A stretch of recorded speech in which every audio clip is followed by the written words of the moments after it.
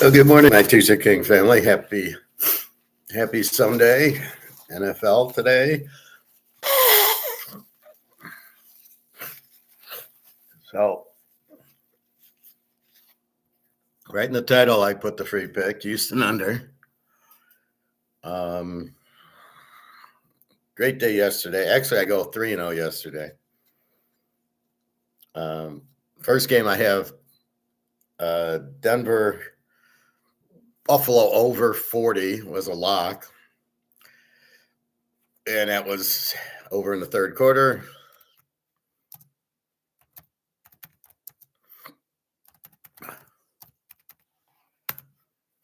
And I also had Denver plus 7.5 as a home dog. I just follow. If it's they're 17-1 in the teaser, yeah, I still gotta, and they're getting points. Buffalo's a weak road favorite. That was easy. I bet that early, and then later on, Denver was a 1-point favorite or an even, and they ended up obviously winning the game. Now in the game, Bo Nix actually breaks his ankle on the last pass interference penalty. And I watched the play. I didn't see a good play of it. It seemed like he was in the pocket. He threw the pass. I didn't see anybody around him. Maybe when he stepped to throw the ball, he broke it. I don't know. He then took the knee. He couldn't really, I guess if I was looking for it, I could see it. But he just took the knee and it's broke. He's out. He's gone. He's had surgery. So now it's Denver with Jared Stidham, who was very good at Texas Tech, I believe. I think he played at Auburn after that. Not a bad quarterback, but good luck with this Houston or New England defense. Prophet, good morning. I'm curious why you thought of that controversial Brandon Cooks catch in overtime. Wasn't controversial. Was that the one that hit the ground? When Cooks went down to the ground and still had possession of the ball and was then the interception. Yeah, that was an interception.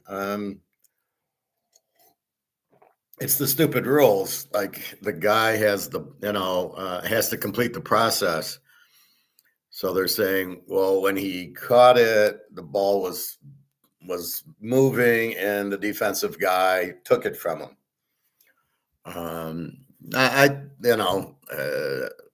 It looked like a good call with these stupid rules. He did come out off the little pile with the ball. So I don't really have a problem with it. Cook should have held onto the ball. That would have helped that. And I'm not sure why he went to the ground. But, yeah, I thought it was an interception. The way I looked at it, the way it was presented, they were fighting for it, and the guy came out with it. So, yeah, I thought it was an interception. John C., how are you? I'm fine, thank you. But as soon as he's contacted by the defender when he's on the ground, isn't the play over? Well, if he's bobbling the ball, the play is never. The play's not over if you're bobbling the ball. So, I don't think so. Because it's still, even if you have the ball and you're running, they can take it away from you. So I just think he wasn't officially down because he was contacting the ground, but the ball, I guess, was loose enough for him to take it from him. So that's how I'll view it. I didn't care. I had the over. So that was my lock yesterday. I had 3 locks. Lock number 1's Denver over. So at that point, I didn't care. And I was rooting for Denver. So I'm a little slanted, but I thought it was an interception the way it was kind of explained. Second play, the under in Seattle game wins barely, but wins. I'm under 54.5, and Seattle's just killing. I see the opening kickoff run I thought of the Indiana game going, oh shit.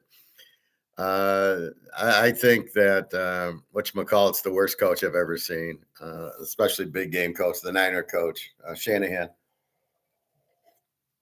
Let me see. Let's open the game. Let's kick the ball to the best kickoff returner in the league. Yeah, that makes a lot of sense.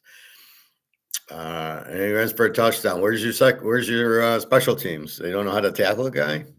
So I thought that was extremely bad to kick it to that guy. I mean, if there's Gale Sears and Joe Smith, yeah, let's kick it at Gale Sears. That makes sense. So I didn't understand that. I did have the under, and I basically just turned it. I couldn't watch it anymore. It was like, just end already. It was 34-6, and it went 41-6.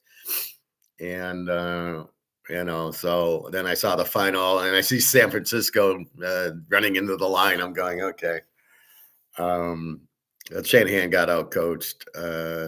Darnold, he didn't really have an opportunity to choke. The defense was doing it. They were running the ball. He had a few passes, but basically they got Darnold out of it. So Darnold gets no credit for winning the game. It's the defense, the turnovers, the punt, the kickoff return, things like that. TK Bonix is out. What do you think of Stanham? Well, in a normal game, I might take Stidham. I don't. Houston or New England, you're in big trouble with Stidham. He'll be okay, but with Bo Nix, and this is probably the first Denver Bronco game I've watched, like beginning to end, and really got an eye on Bo Nix. And at first I thought, oh shit, he's CJ Stroud. He just kind of runs to the right and throws it. But then he stayed in the pocket and he hit those touchdowns, and they were design rollouts, and he ran when he needed to. See, he's not a runner, but he can run. He's a pocket passer. So when this idiot on the radio says, oh, there's no pocket passers in the league except for Joe Burrow. Well, Holmes is a pocket passer. Allen's a pocket passer, and Bo Nix is a pocket. It just means they go back in the pocket and throw, but the running is secondary. Where Lamar wants to run first, and these guys, and that's the problem with them. But I don't know if Stidham. He was good at Texas Tech. I was pretty high on him when he got drafted. I thought, well, this guy's good, and I'm not saying he's not bad. And if Sean Payton likes him, what's Sean Payton going to say? Oh, we're doomed. We got Stidham. I think he's okay, but I don't know if they play Houston. I don't know if he's going to be ready for that. But I warned you. I locked the over in that game, Denver, because Buffalo always scores and has no defense, and Denver plays high scoring games. They don't have this great defense that you think they do. The Giants put up 34 on them. Green Bay and Jacksonville all put up 30 points on them.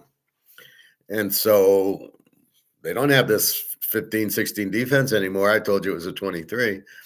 So that's what I got out of the game was Buffalo is going to score a lot and Denver will score.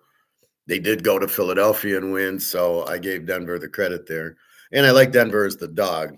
So that was a double play, but the lock was the over in the game. And then the second game, I just locked it under. See, now the beauty of my teasers, they're in two teasers, right? So I had Buffalo over. Well, actually, that's in one teaser. No, yeah, it's just in one teaser. And then Houston is in two teasers, and Seattle lock under is in two teasers. I added a play today. If you are with me, go check the site. I added a play, which I'll get to in a minute. So Stidham, we'll have to see who they're playing in the line. If anybody can handle it, Sean Payton, he'll design a plays for him. It'll be a little different offense. But I think he's okay, but not against Houston. I don't think he's going to be okay. I was on Denver as well and have them in a couple of teasers, so I'm not complaining here. Well, I think it was an interception, really. The way that was kind of explained and the way it went down, I thought it was a good interception. And, I went with that. So as far as that, yeah, I thought the play, if they would have said the guy caught it, I would have been fine with it that way either. But I guess when he came, he didn't have full control, obviously, because the guy was able to take it from him. So again, I think that, but yeah, Denver was totally the play yesterday, but the over was the better play. But when I had a chance to get Denver as a home dog, you had to take it. I mean, Denver's now they're 33-3 in a teaser the last 2 years. Now with Stidham, we'll have to see, but it's going to be a teaser game because Denver's 17-1 and Houston and New England are 17-1, both in teasers. So we're going to get somebody at 18-1, and we're going to get somebody at 17-1 in a teaser. Allen made too many mistakes. Well, okay, I'm getting real tired of these guys before half. Just take the knee and go down. What do you think's going to happen? There's 15 seconds left, and Allen wants to run, and he doesn't hold the ball out. I mean, he doesn't tuck the ball. He doesn't run out of bounds. What was he doing? The clock would have just ran out, so you would have. And he doesn't slide. Then you wonder why he gets injured. Now, I didn't see. Well, it was a terrible play by Allen. It was a terrible call by the coach. Oh, there's 10 seconds left. Let's keep throwing. Take the fucking knee. Go in for the second half. You're down. You weren't down much. Now you're down 20-10. So if you don't do that play, you actually win the game, right? But no, we don't want to do that. It's like when they get the ball at the 5-yard line and they go 4th and 1 and they don't make it. And then they lose the game by 2 or 3 points, like Jacksonville. Jacksonville, if they would have just kicked their field goal, they would have kept the momentum and they would have had a tie game. But no, we don't want to do. You cannot not get points. They always come back to haunt you, right? And the plays they call are so stupid. Oh, we're going to run up the middle where there's 12 guys and we're not going to gain a yard. And that's that. I mean, if you have this super play, that's going to work. It's never been seen before. It's the center's going to snap the ball and go back and throw it to the quarterback, something like that. Okay, maybe, but to just run it into the line on 4th and 1 against these defenses, you're not going to gain anything. So that comes back to haunt them, that play. It's just, it's just like Lamar. The reason Mahomes wins, he doesn't turn the ball over, right? Not in these playoff games, right? He doesn't fumble, and he very rarely throws interceptions. Joe Montana in 4 Super Bowls had 0 interceptions. So that's the key to it. It's always the turnover. And Josh Allen did not. I don't know what he was thinking. I don't know why they ran a play. I don't know, just take a knee. Why do the coaches feel they can't just take a knee? There's 20 seconds left. You got the ball at your own 20. The end of the half, take the fucking knee, go into the locker room, and off you go. Oh, no, we're going to score a touchdown. We're going to throw an 80-yard pass. Yeah, they're all delusional. I mean, it's insanity how stupid these coaches are. Oh, it's 4th and 1. We got to go for it because analytics says to. Yeah, okay, let's see how that worked. Oh, yeah, you lost because you listened to analytics. So when will people understand analytics don't work? I don't know. They can dissect something and come up with wait, 4th and, at 4th down, if we go through all this data, we can kind of, it's 51%, so go for it. How about when you don't make it? How many teams win? Oh, yeah, we don't look at that stat. We don't have that stat. It's such bullshit. The King Julius Teaser, thank you, Behold. Are you Brutus or are you somebody who's on my side? I'd say Mark Anthony or maybe Earl Anthony would be fine. So one lock, Buffalo Denver over. Second lock, Seattle under, which I loved it. Darnell, I don't know if he really had an injury or not. It seems like bullshit. Did it hurt you? No, I was fine. I didn't see any problem with Darnell, but he didn't. There was mostly running in their defense, and it's just Shanahan's just an idiot. I mean, you can never bet Shanahan to win a big game. It ain't going to happen. How they beat Philly, I don't know, but that was it. Seattle from the start was just going to kill them. But we won the under, so I thought it was a high under in the Seattle game with that defense. 48. I'm under 54 or something like that. No, what was I under? No, 52. Well, okay. So 41-6. That works. It's under 52. So that's 2 locks, 2 winners, plus the Denver home dog, which I got today.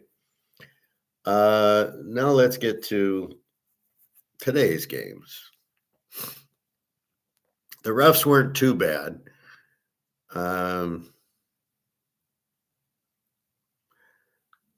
Those pass interferences look like pass interferences as far as I can see.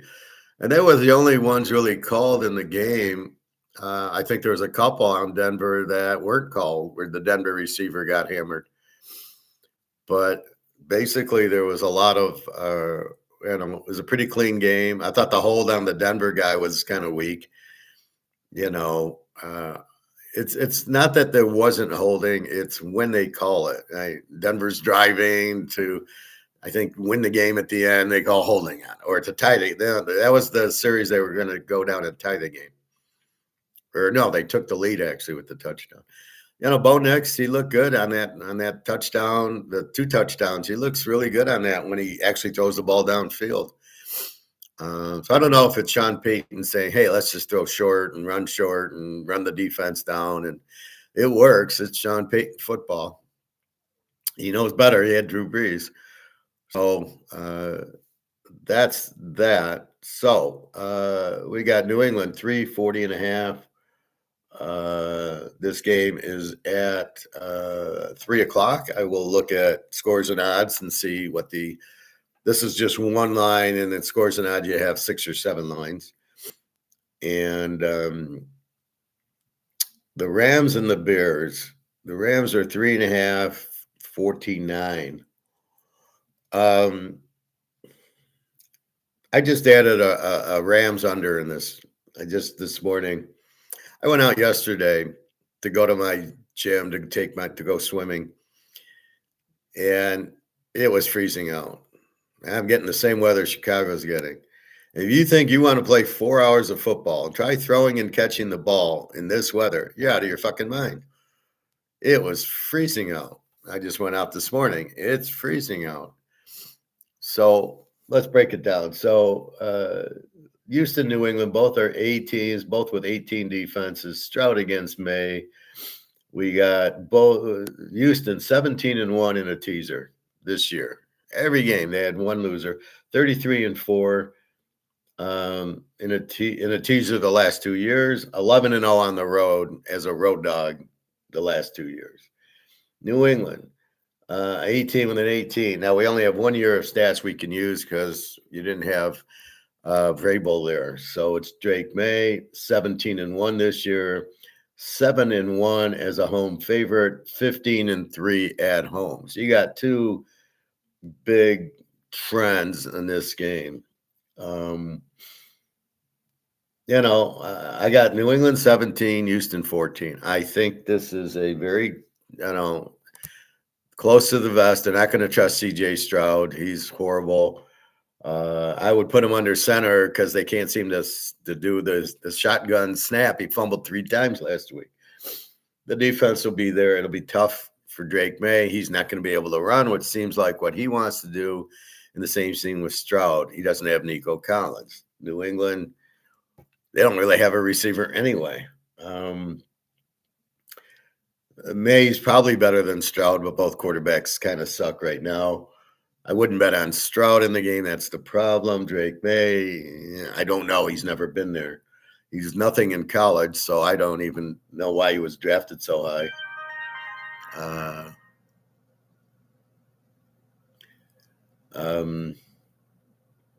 So that's where we're at with it. So, again, I give you a 17-14 New England. So the play I played was under 47. I'm betting Houston's defense. CJ Stroud won't do anything, but their defense will shut down Drake May, who likes to run. He is not going to run today. He'll try, but he ain't going to go anywhere.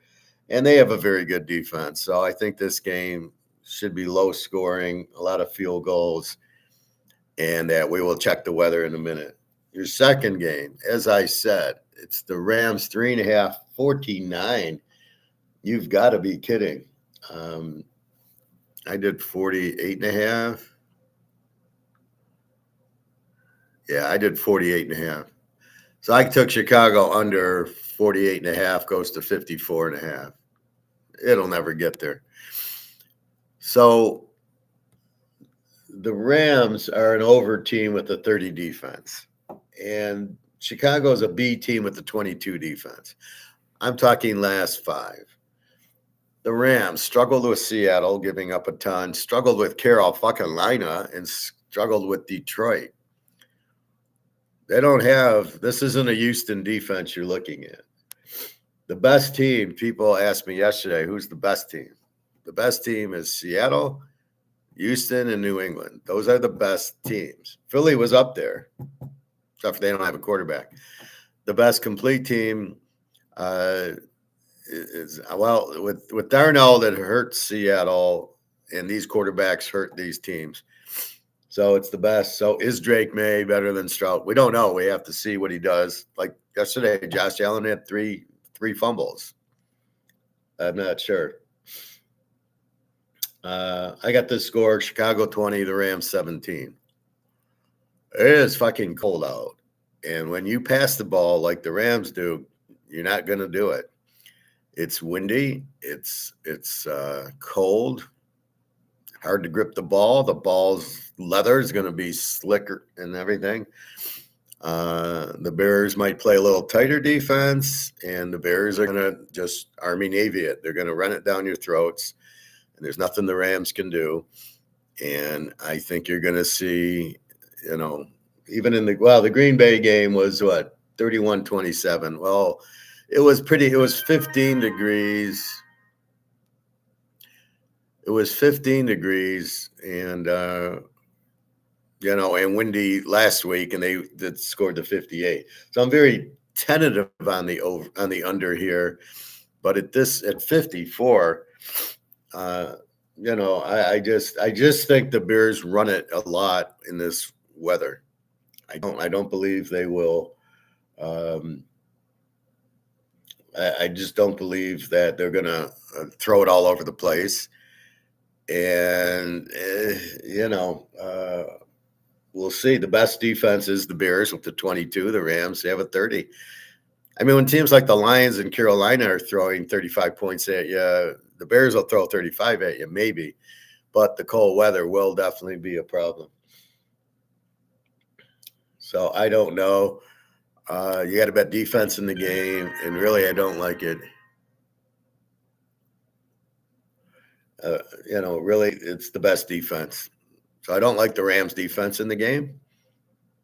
And I think that, look at Seattle's defense yesterday. Denver, look at Buffalo's defense. This is the same as the Buffalo. The Rams are Buffalo, right? Good quarterback, good offense, no defense. And the Bears, we know how good their offense is. So, I played this twice. I played it initially, the Bears getting 10, which I thought was a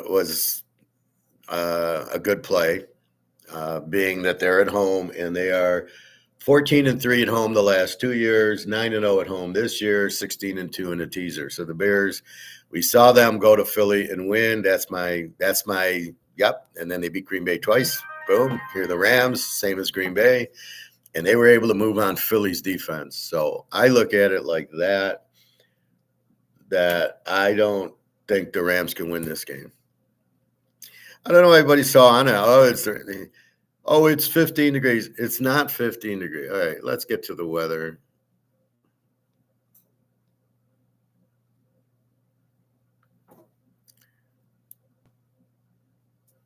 Let's refresh just in case it didn't.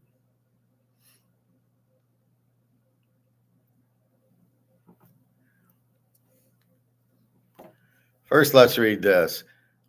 Third line, wind chill values as low as -14, west wind 15 to 30 miles an hour, with gusts as high as 40. You tell me how you're going to throw in that, okay? It ain't going to happen. But then we get this, kickoff, 5 degrees, 11 mile an hour winds. Likely snow. I don't care about the snow. Second quarter, 5 degrees, 11-mile-an-hour winds. I'm not really looking at the gusts, but they'll be there. Third quarter, 6 degrees, 21, and this is a night game, and 6 degrees, 12. You're playing in 6-degree weather. It is not 40 and sunny in Chicago. This is January in Chicago, and the wind gusts are 20, 25 miles an hour. Wind chill, I don't know. It feels like 6 is the wind chill, but I don't know what this says. And this has changed. This said wind chill were minus 15 yesterday. You're going to go over. You're going to just throw for 300 yards and 5 touchdowns in this weather. Are you insane? Now, I live in Detroit, and believe me, you don't want to be outside more than 2 minutes. I run from my car to the gym and from my gym to the car, and then I run into the grocery store if I need that. It is not something you want to be out 3.5, 4 hours in. And you're going to kill these stupid commercials, right? Well, we're going to stand here for 5 minutes while we go through our commercials, and you're going to like kill the refs. This is what you have. Now let's look at the New England game. Not as bad. It's 30 with 4 mile an hour. So it's not a windy game, but it's going to be snow. How much snow? Chance of snow, 100. New snow, 3 to 5 inches. Does that make the game over or under? It really makes the game over because the offense knows where they're going and the defense has to be careful. So depending on the snow, but it's definite snow, 100% snow. And first quarter, 30 and 4 mile an hour winds. Second, 29 and 5. Third, 29 and 5. Fourth, 25 and 6. So the weather is not really an issue here. We're just betting it could be 50 degrees in New England and sunny. I would bet the game under because of Houston's defense. So we saw against Pittsburgh, it was a clear day. It was not cold, and it was, what was the score? It was 30-6 on 2 defensive touchdowns by Houston. So I'm looking for the same thing. I don't know. I don't know what New England's going to do. They played San Diego 16-3. Drake May, all he did was run. He is not running tonight. Houston will not let this guy run. So put that out. So you can see Joe Montana goes to the Bears in 86 or 87. And, against the Bear defense. And they won like 20-0.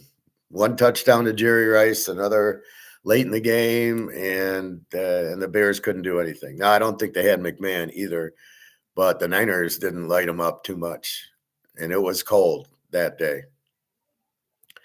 Very hard. The Bears on their way to the Super Bowl beat the Giants, and it was like, I think it was like 20-0. The Giant punter, Joe, goes back to punt and whiffs. The wind knocks the ball off, and he misses the punt, and the Bears score a touchdown. I mean, this is you cannot disrespect the cold and the wind if it's not there. Oh, the Rams will put up 30 because no, this is a team that plays in 70-degree indoor climate temperature. They went to Carolina in the rain and struggled a little bit, and their defense is gone. So there's no way the Rams are blowing them out. So that's why I took the Bears initially plus the 10, because at home, they're used to the weather. They're going to run it. They're the better running team. They're going to run it down their throats, and there's nothing the Rams can do. How are they going to blow them out? But the one asset that the Rams have is Stafford and Pukanuka. But in this weather, you don't have Stafford and Pukanuka. No. You're going to have to run the ball, which you're not going to be able to do. It's going to be tough. The Bears, they don't have the greatest defense, but it's a 22 defense. It's not terrible. If anybody doesn't have defense, it's the Rams with the 30. Now, would I bet this game over? I hear these guys on the radio, oh, I'm going over. It's going to go way over. It's 15 degrees. Like, that's nothing anyway. No, dude. It's at best 5 degrees. With the wind chill, and I'm assuming that's the wind chill. Well, when I read the first paragraph and it says wind chill of -10 or -11, you ain't throwing. You don't even want to be there. So they'll be wearing their scuba the leather suits of the scuba diver under their uniforms just to stay warm. But this is a very cold day. Um, it's just going to be very hard to do anything. I mean, I'm giving you 20 to 17, so it's a 37, maybe in the 40s. You got to get to 54. As good as Stafford is, which he's good, he's better indoors and or on a warm field. They put up 34 on Carolina. Well, Carolina has a 22 defense also. So that's my point on this. You cannot fuck with the cold. When it's cold out, and I was out in it yesterday, you don't want to, you're not, I said to myself, you're going to play 3.5 hours of football in this weather? Are you crazy? I couldn't wait to get into the car. I got gloves on and everything. Nick, good morning. I feel like Texans can win outright. They could. Feel like Pats haven't played the best schedule, and the Texans defense can swarm May. Well, let's get over the New England schedule. Let's look at it. Let's dissect that.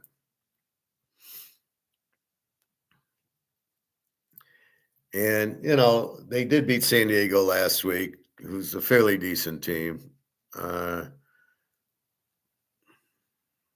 We know New England won at Buffalo, which we're seeing is not that big of a feat. Both defenses are strong, so don't disrespect New England's defense. I mean, New England's last 5 is also an 18 defense. Now we got Nico Collins out today for Houston. That has to have an effect. The full year, we've got Houston at 24 defense, New England at 28. Defensively, Houston at 17 and New England at 18. So let's look at New England.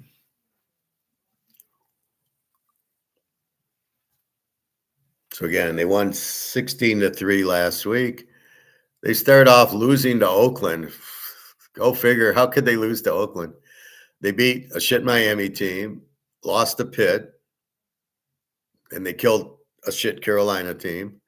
Then they go beat Buffalo 23-20. Then they get an easy New Orleans team before they got good, still using Rattler. They go beat Tennessee, who sucked. They beat Cleveland, who sucked. They beat Atlanta, who I think Penix played that game, 24-23. That was a Penix game. They go to Tampa and get a win, 28-23. But Tampa had problems, terrible offensive coordinator this year. They go spank the JETSs, 27-14. They beat Cincinnati without my Joe Burrow, 26-20. They beat the Giants, 33-15. Buffalo beats them 35-31. They go beat Baltimore. That's a good win, 28-24. Again, to get the JETSs, 42-10, and Miami, 38-10. So they beat Baltimore 28-24. They beat New England. They lost to Buffalo 35-31. They beat Tampa 28-23. And the rest, Atlanta and Cleveland, Tennessee, New Orleans. I mean, what a terrible schedule. They do win at Buffalo. They lose to Pitt, and losing to Oakland. I mean, how can you lose to Oakland? So their last 5, they lose to Buffalo 35-31, beat Baltimore 28-24, then play the JETSs in Miami, which makes their defense look better. But then against San Diego, they win 16-3. So they gave up 35 to Buffalo, but Houston doesn't have that kind of quarterback. And then 24 to Baltimore, and Houston doesn't have that kind of quarterback. Houston, on the other hand, beats Arizona 40-20, beats Oakland 23-21, beats San Diego 20-16, beats Indy without a quarterback, Riley Leonard 38-30, and then beats Pitt 30-6. So their defense, where was it against Oakland? Where was it against Arizona? But they probably didn't try as much. Then in a must-win against Indy, they win 38. Well, against San Diego is a must-win, 20-16. And I would think that's what you're going to get 20-16, and then 30-6 over Pitt, but it was really 16-6. The defense scored two touchdowns. So yes, New England, they did play Buffalo twice and Baltimore. Not the best teams, but okay. And they did okay with them. Again, you've got cold weather, and again, you've got snow, but you've got this killer defense. Well, actually, let me see. Did they play any really strong defenses? Because they didn't play Houston. That's really what I should be looking at. So you want to compare teams. So does New England play a 17 defense? And that would be Jacksonville, Philadelphia, San Diego. They did play San Diego. Seattle, I don't think they played, and they didn't play Houston. So did they play any team with a defense? Pitt, no. Carolina, no. Buffalo. Buffalo ended with the 21 defense, but you saw their defense yesterday. New Orleans, Tennessee, Cleveland, Atlanta, Tampa, Cincinnati, Giants, New England, Buffalo, Baltimore. So they did not play a very strong defensive team until last week. Was the first strong defensive team, and it was 16-3. That's how you have to look at it, is the association of the team, right? What's Houston? Strong defense. Well, how did they do against Seattle? Well, they didn't play them. How did they do against, what did I say? The Philadelphia. Then we do see the San Diego game, and they only scored 16. So that's the comparison. Houston against other good defenses. They didn't, but they played Pitt last week, who doesn't have a good defense. They struggled with only four. They're not going to score a lot, Houston. So that's where you get it from.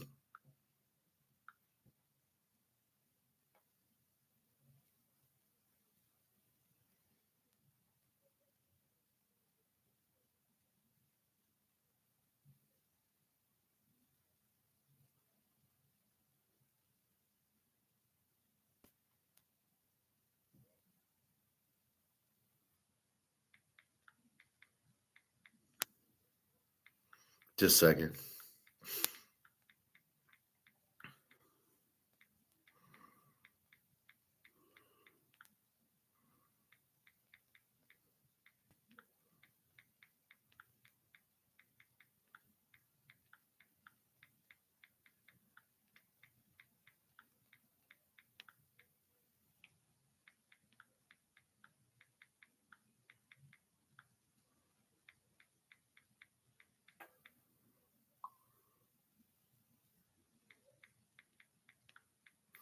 Just a second.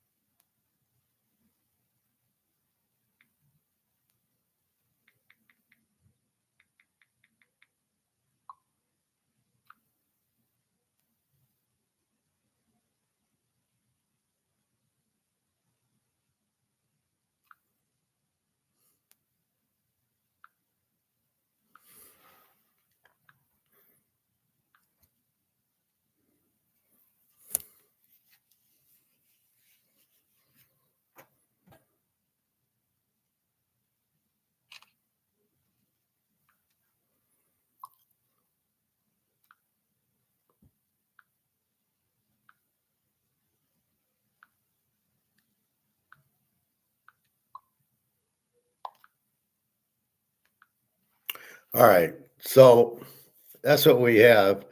Again, trying to get common denominators. So of the two games, the Rams defense is the weak point. The Bears are going to run it. Houston swarming defense. C.J. Stroud, 3 fumbles last week, and New England, Drake May seems to just want to run the ball. He's going to struggle against this defense to score. Yeah, I'd say Houston is a live dog, but when I look at all four aspects, I think the under is the best play. So I got 17-14 New England because of CJ Stroud. I don't think he can win it. If they had Bo Nix, I would take Houston to win the game easy. But with CJ Stroud, he's not very good. So he'll, as he did last week, he choked. Uh, they're on the road. Houston doesn't play well on the road in a playoff game, but their defense will. In New England, Drake May being new to it, he got a whopping 16 on San Diego last week, but their defense was good. So I think this is a defensive game, which is why it's the free play, and that's why it's an underplay. The Texans can win outright. Yeah, they could, but I don't. That's showing you the schedule. They did beat San Diego last week, so they won their playoff game. Drake May, we like Vrabel. He's a better coach than Houston's coach. Now, Houston has the better defense, in my opinion. Ignoring the Pittsburgh game, Houston still they won some big games this year. Houston, they had a lot better schedule that they won. So yes, it wouldn't surprise me. Both teams 17-1 in a teaser. Houston 11-0 is a road dog in a teaser, of course, and New England 7-1 is a home favorite. And Houston 33-4 the last 2 years in a teaser. So defense plays. Cold weather won't affect the defense. Snow probably won't matter in the game. And the snow's not a big deal. It's the Bear game that you got to be careful with. Don't expect 48-47 because of these teams are offensive when you have the cold weather. Now, I'm not locking the cold weather under, but I did play it.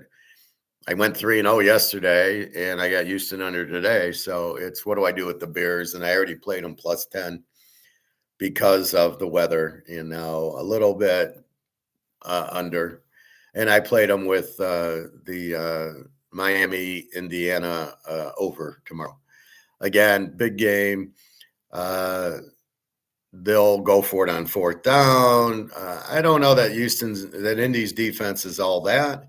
Miami's defense is all that, and Ole Miss put up 27. So I think it's one of these games where I think they score. Then they'll get going and they'll touchdown. So that's my thought there. Real quick. Miami with the 14 defense and Indy with an 11. Both are good offensive teams. And I have the total of 48.5. So I took that over 42.5, which is 24-20. And I can't imagine we don't get there. Although Miami plays a lot of 20-point games. But Indy seems to roll. And they both beat Ohio State. So, yeah, how good was Ohio State?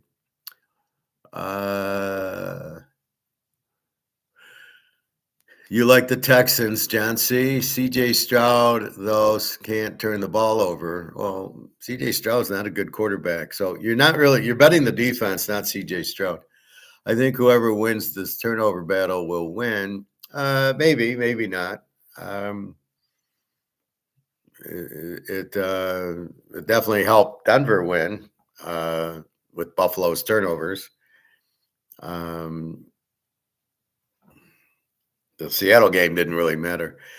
I just think that it's going to be very tough to move in this game, regardless of it's not that cold, but regardless of the snow, it's going to be hard. Houston just swallowed up Aaron Rodgers. They had the ball at the goal line, and they had to kick 2 field goals last week. So, yeah, they survived Stroud. The defense can survive some Stroud stuff. The question is, they're not going to move on New England either. This is 2 strong defenses. There's not going to be a lot of points. There's not going to be a lot of drives. This isn't Buffalo with Josh Allen. You don't have that kind of talent on the field. And I don't know. Everybody picks on Bo Nix. I did not see a problem with Bo Nix yesterday. He was fine.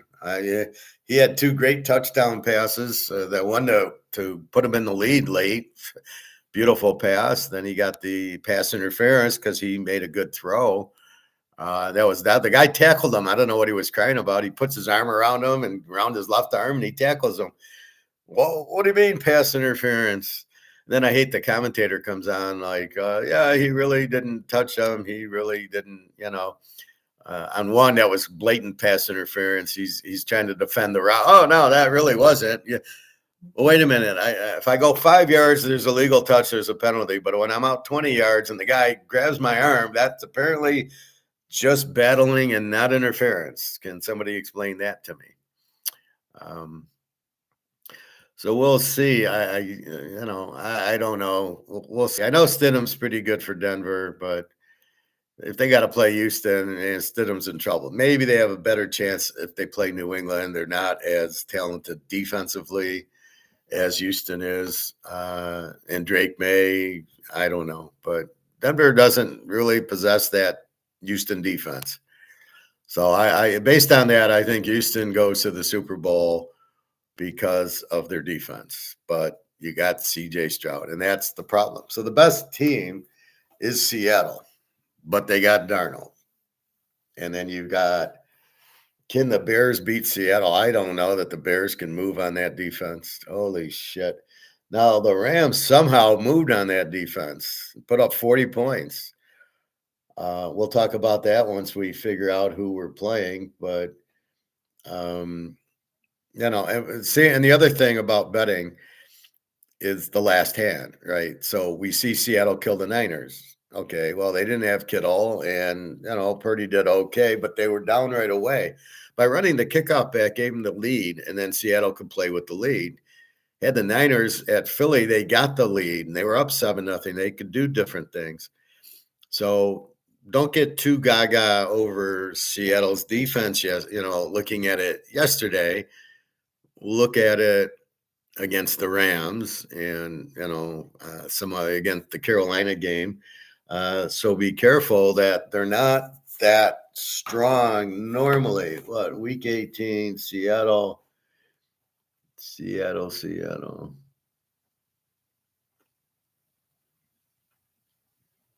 Did they play?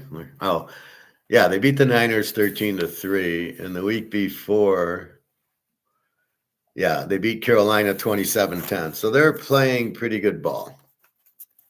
So I would think you got Seattle on one end and probably Houston in the other, and that'll be the lowest scoring Super Bowl. The first 1 to 10 will win that Super Bowl.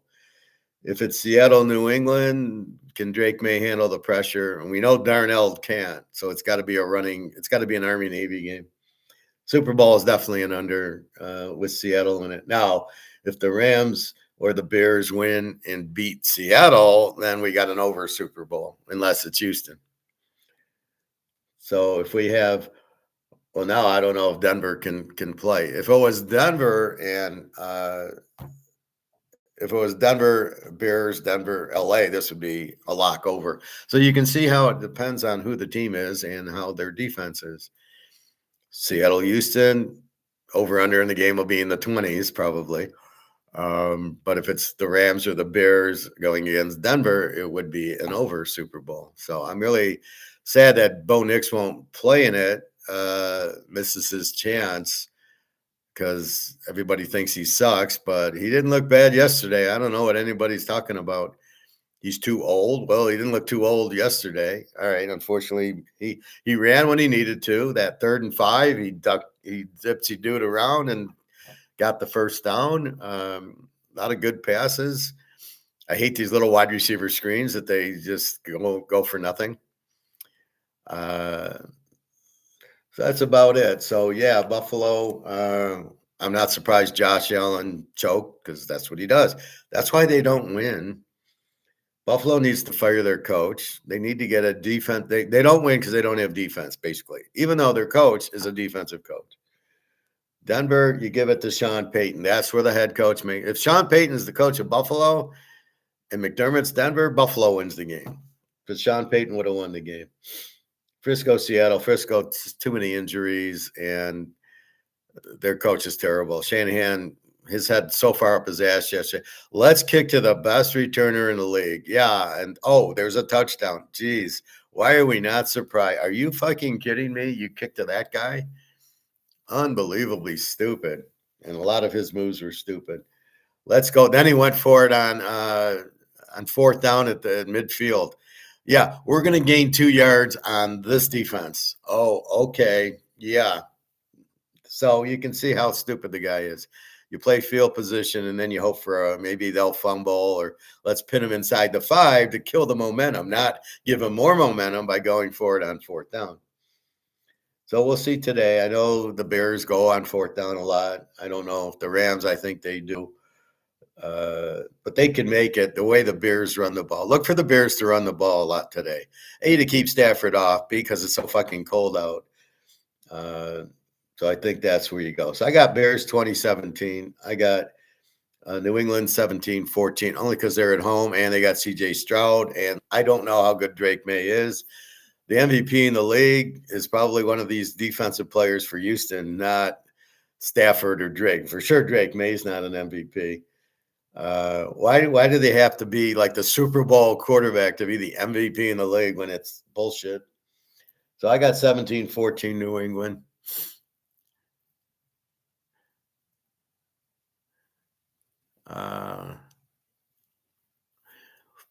Well, I don't know. Maybe the turnover battle will say it. Bo Nix is a great quarterback. Well, I hear most people don't think he's that good. Just like most people, Dagiopava is better than Bo Nix.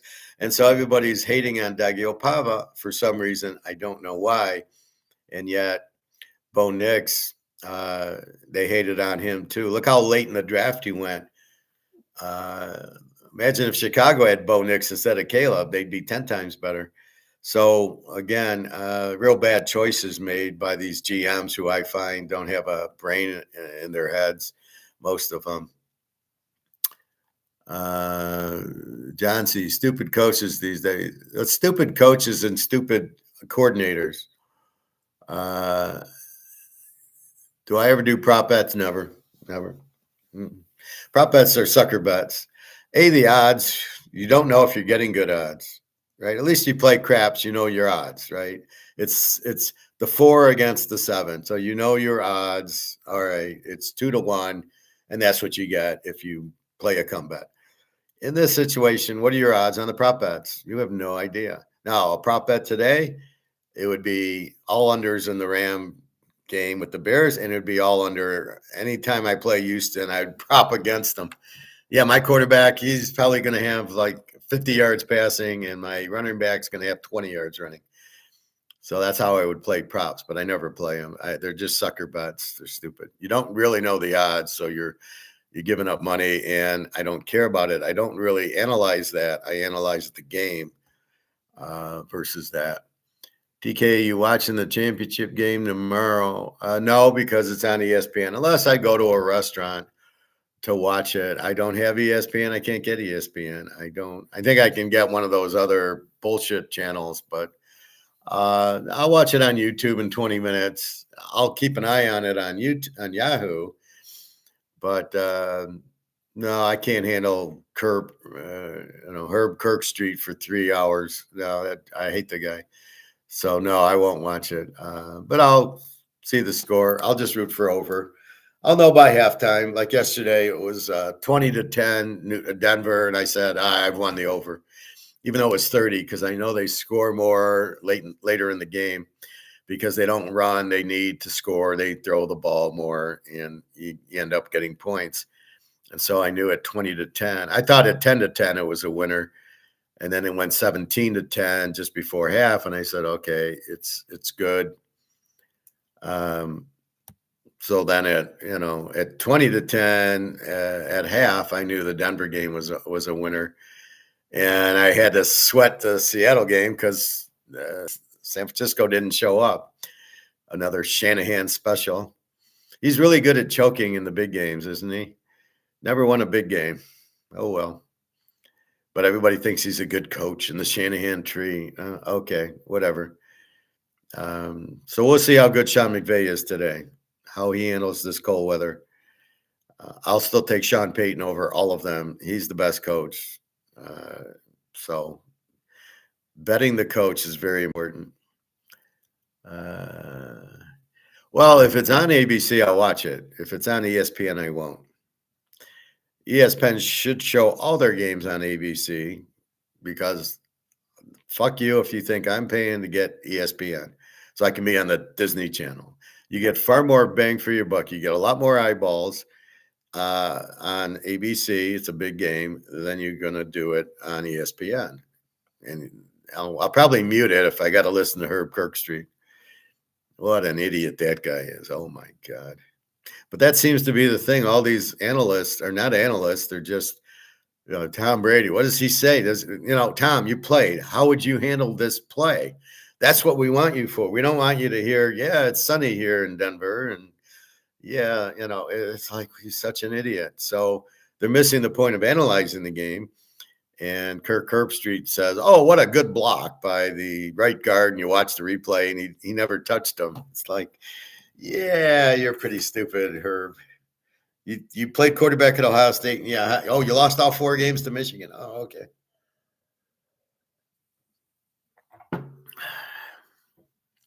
So if it's on ABC, I will watch it.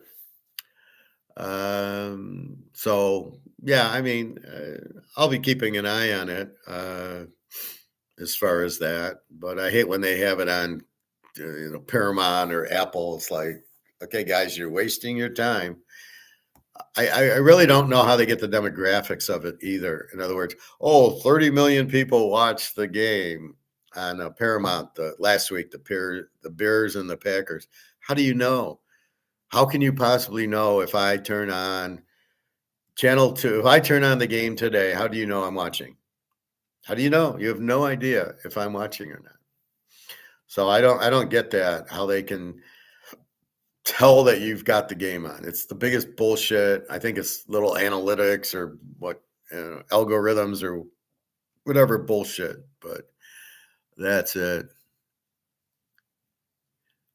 Yeah, it's on ESPN, right? So if I don't have ESPN, I'm not going to watch it. You want viewers to turn away, so that's like saying we own an ice cream store, everybody, and if you don't have a black purse or a black wallet, you can't come into the store. We only want people with black wallets. Kind of stupid idiot thing would that be? We want everybody to come in that wants to come in. Maybe you buy an ice cream, maybe you don't. Maybe you buy a Coke, maybe you get a water, whatever. Welcome to our business. It's just so stupid that ESPN, I don't know what they're thinking. I don't know how many people are actually going to buy ESPN to watch the game. Now there is like some of these, Stick or one of these apps that you can get to watch the game on or something. I think it's like $5. Okay, maybe you get it for that, but that shows you there's no demand if they're only charging $5. So again, I don't know how they come up with these stats. I don't believe them. And the only reason football is popular at all is because of the betting, which is the only reason it's ever been popular. We gotta bet on the game. We want to watch it today. Boom. Do we really care who wins between the Rams and the Bears? No, only if the Bears and 10 win, then we care. And only if Houston, New England's a low scoring game, or for you guys who have Houston and 9, do we care? But we don't really care about the game. We just care about, do we make money betting it? Fire Stick. No, I don't have a Fire Stick. I don't even know what a Fire Stick is.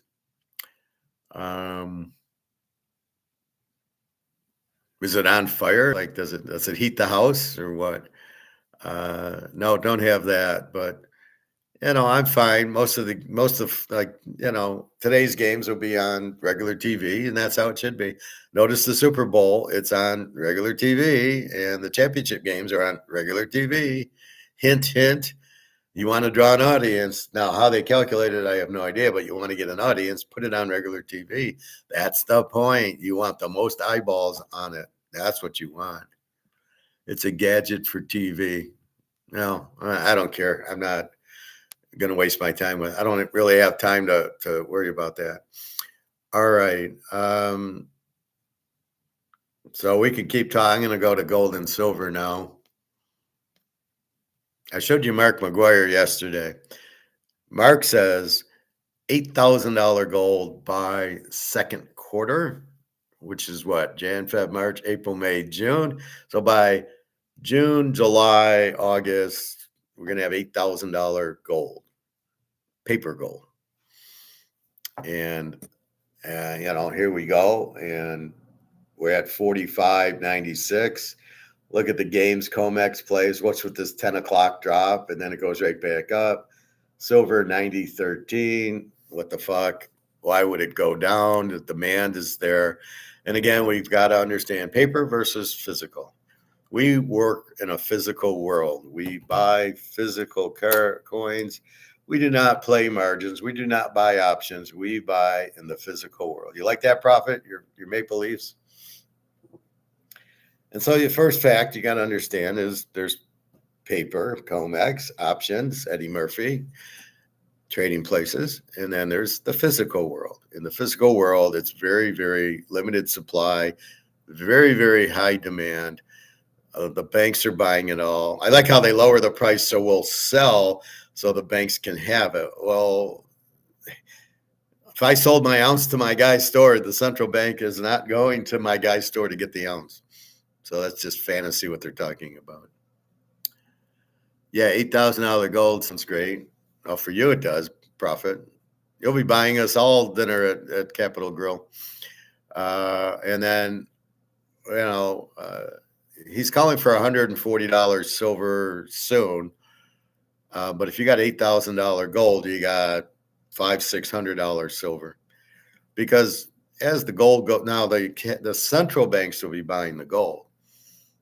Me and you won't be. Well, me and you might buy a quarter ounce, but it's going to cost us $2,000 at that point. So that's why I suggest you hurriedly do that. So when I was in Alabama, I had a guy I met at the club where I was swimming, the stupidest club you've ever seen. But we were there, and I kept telling him to get out of his 401k and buy gold, as gold was at maybe 2,200 at the time. And I said, you better buy it now because it's extremely limited and everything's going to gold and BRICS is there. Again, I'm thinking 5 steps ahead. Hey, it's 2,000, buy it before. A, you can't afford it. And B, there won't have any. Of course, he doesn't listen. Now he's probably, oh, yeah, I want to buy the gold now. People have to see it before they believe it. I don't have to. I know what's going to happen. Nothing I've told you is a guess, and yet it's all come true because I understand what's happening. If you understand it, there's really no guesswork. All right, the football game, yeah, it's probability is Houston, New England goes under, and probability is the cold weather will affect the Rams, Chicago, but those are still guesses. They're highly educated guesses. But there's still, I'm not sure. I am sure gold will go to 10,000 and silver will go to 1,000. I'm dead sure on those because very limited supply and very high demand will force prices up. There's not nearly enough. Now, there's a lot of silver in the world. Like me and you have silver. Prophet has a lot of gold. I got gold. Most of you guys have gold. But we're not looking to sell it. So the gold's out. The gold's still there. The silver, I have the silver, but I'm not going to sell it to somebody who needs it for the military or for anything like that. Fuck them, especially not at $90. So we've got to get the price up where some of the gold becomes available for the people who want it. The defense contractors, the thing, and the people like us who are getting out of dollars, getting into gold and silver. So the only way we sell it is it's got to be a high price, not this $90 bullshit. And that's what we're recognizing. That's what I'm telling you. This is not a high price. A high price is going to be $700-$800. Then you might think of selling a little bit, but we're not doing this to sell. So maybe if you need some money, you sell an ounce or two, but that's it. Even if you have 1,000 ounces of silver, you're not really playing the game to sell. To make profit and sell it. You're playing the game to hold it and watch it go up and going, hey, this is great.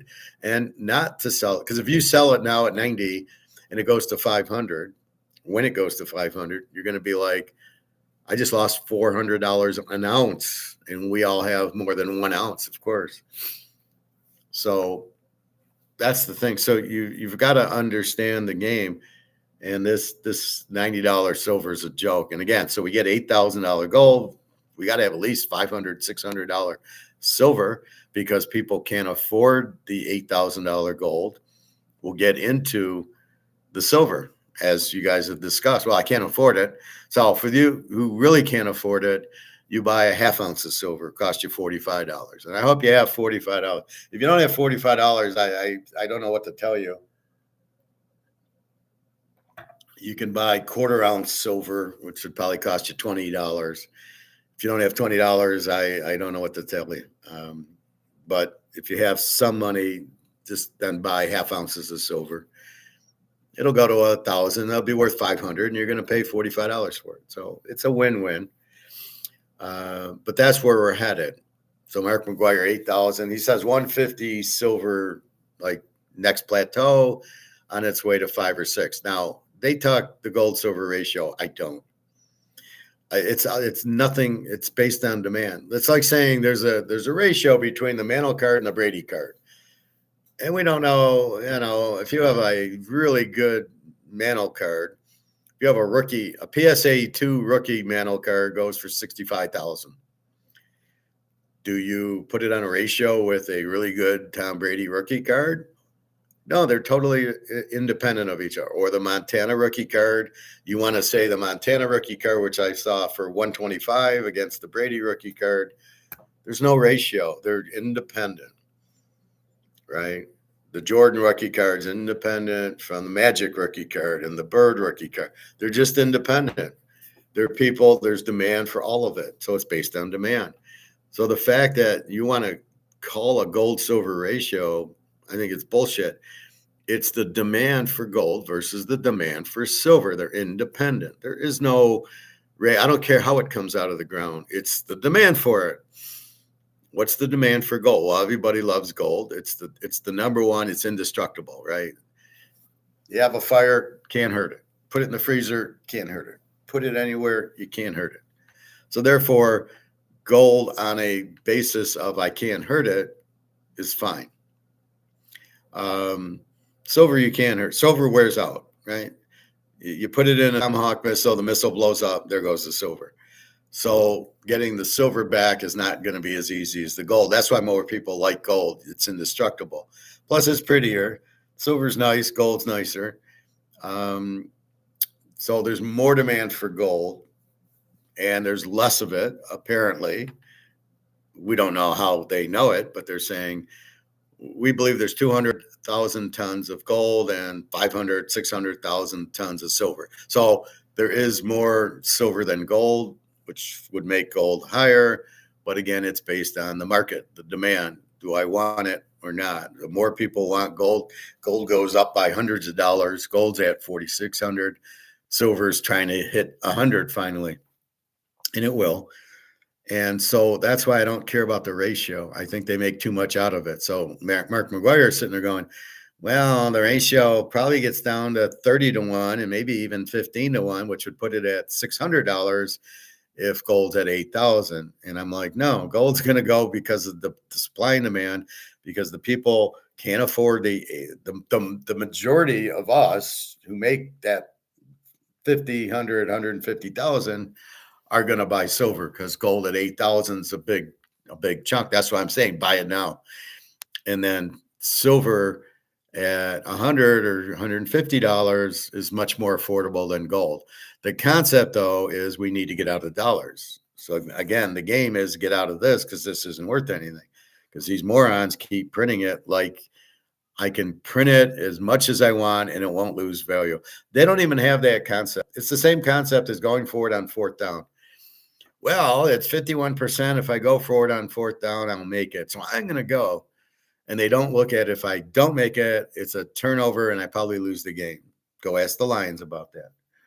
So that's the key, is you've got to look at both sides. So That's why they're looking at the ratio, but they're Bob, but what they're looking at is you got to understand this is worthless. So the option to hold this and not buy gold and silver is zero for anybody that understands it, which is us. There is no way we want to hold either. It's not like I want to sell this for this. Neither of these have a value. And you can add the yen, the yuan, the ruble, the African currency, the all, well, Europe is most of this, Switzerland, whatever the Swedes and the Norways have, and the Brazil and the Venezuela. You can add all those. They're all worth nothing. So everybody has to get into gold or silver or face the problem. So if we know that, it's very obvious I have to get out of that. And if silver's more affordable than gold, then silver might not be 30 to 1 or 20 to 1. I think it's 50 to 1 now. Silver's 90 and gold's 46. So it's like 7, 6. Yeah, it's like 50 times exactly. So 90 times 50 is 4,500. So now that ratio is down to 50 to 1. So it was 90 or 100 to 1. Now silver's starting to move. Silver just as easily, you could see $8,000 silver. Why not? It doesn't have to go to the ratio. This is a lazy man's handicapping. So if more people can afford silver at 90, they're going to buy it. And it gets to 200 and 300. Now you've got companies buying it because they need to produce their goods. And then you need us buying it because we got to get out of the dollar and into safety. So there's double buying on silver, which is why it might go higher than gold. There's no law that says, well, it can go 10 to 1. No, there's no law about that. So $8,000 silver would be $800, or $8,000 gold would be $800 silver.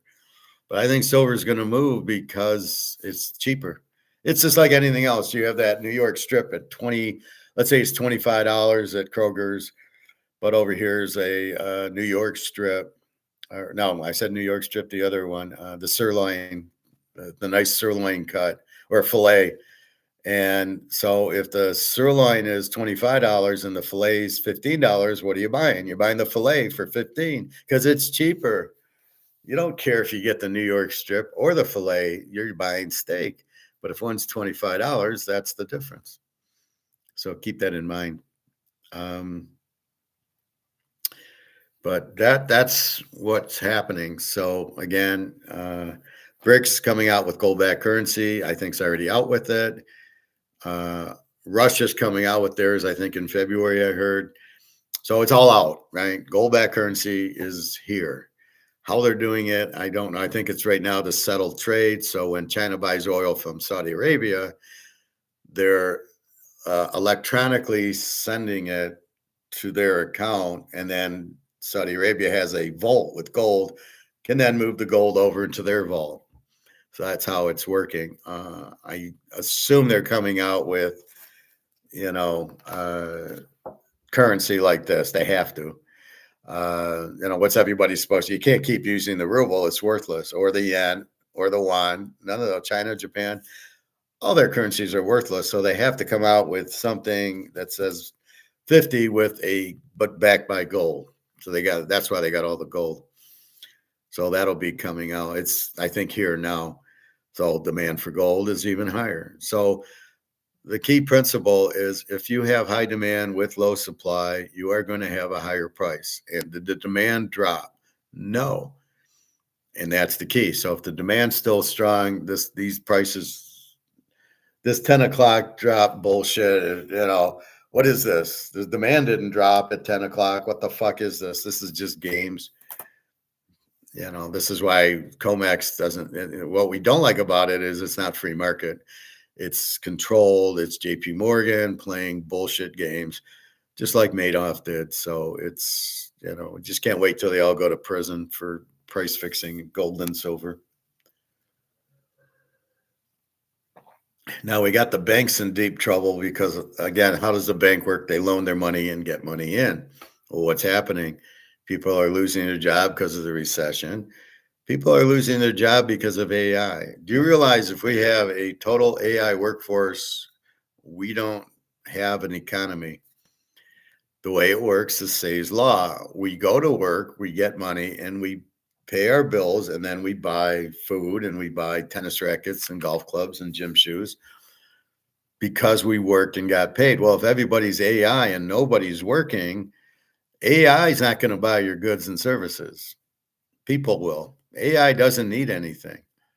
So the only people working are going to be the IT people who run the AI, who just make sure it's working. I mean, I've heard it from some idiots. Oh, well, they don't call in sick. They don't take vacation. They also don't buy lunch, and they don't buy clothes, and they don't buy cars, and they don't buy gas. So look at the whole picture.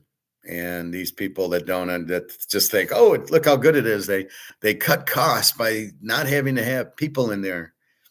I don't want to play blackjack with AI because I know I'll lose because it's rigged, right? The computer programmer put in, hey, he's going to win every hand. Well, why would I play? At least if it's a human, you think it's so, and you can bet for the human. So when I'm on a hot streak and I'm in Vegas, I'll put in like a $5 bet for the dealer, just so keep him honest. He's not going to cheat me. If he's invested in my hand winning, he's certainly not going to lose the hand, right? So if he can fix it, he's going to AI. That'll never happen. First of all, you're not going to bet it, but so you're killing the market because you won't have people working, so they won't make money, and then they can't buy. So these guys, I think they're clever with AI, are missing the whole point. You will not have an economy.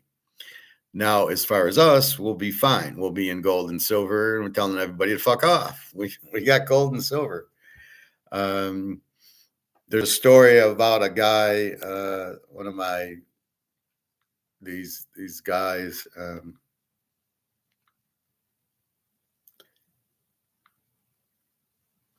So this guy got kicked out of his bank.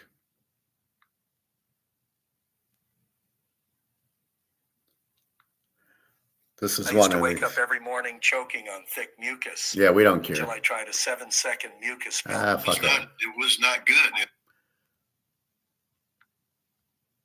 Okay, so this is Scott Ritter. He's one of these like CIA guys talking about the Ukraine war a lot. Got debanked, and I'm going to explain everything. So, undeclared wars are commonplace. Tragically, our government engages in preemptive war, otherwise known as aggression, with no complaints from the American people. Sadly, we have become accustomed to living with the illegitimate use of force by government. To develop a truly free society, the issue of initiating force must be understood and rejected. What if sometimes, to love your country, you had to alter or abolish the government? What if Jefferson was right? What if that government is best which... Our dear friend and colleague Scott Ritter joins us now. Scott, I want to talk to you at some length about what has been happening in the streets of Iran. And we're not going to listen to that. We want the bank thing. A coming new relationship between the United States and Russia. But before we get there, you were subjected to what Maurice Stans, Secretary of Commerce in the Nixon administration, once called the terrors of justice. The government doing whatever the hell it wants to do to somebody without any justice whatsoever. What happened to you the other day when you tried to use your regular bank card to put gas in your car? Look, I think, gosh, I've lost track of time.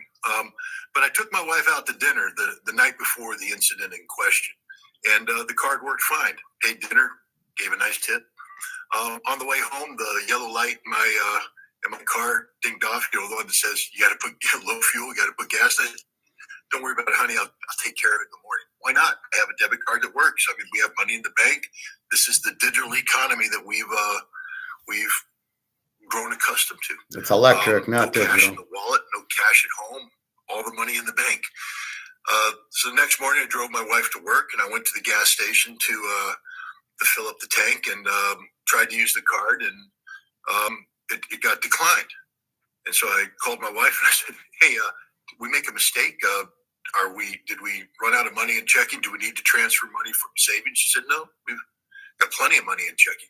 I said, "Well, could you just double check?" And she went on the online banking app, Citizens Bank, 26-year relationship. And all of our accounts were zeroed out. We had no money, not just in our checking, our savings, but in our joint accounts with our daughters, because as good parents, we kept joint accounts there in case our kids ever called us up and said, "Hey, Mommy, Daddy, we need help." And we wanted to be in a position to say, instantly, "Here's the help." So they zeroed those out too. In total, around $2,500. For all the people that think Scott Ritter's rich, there's the evidence. $2,500 is what I had in my. What did you learn made this happen?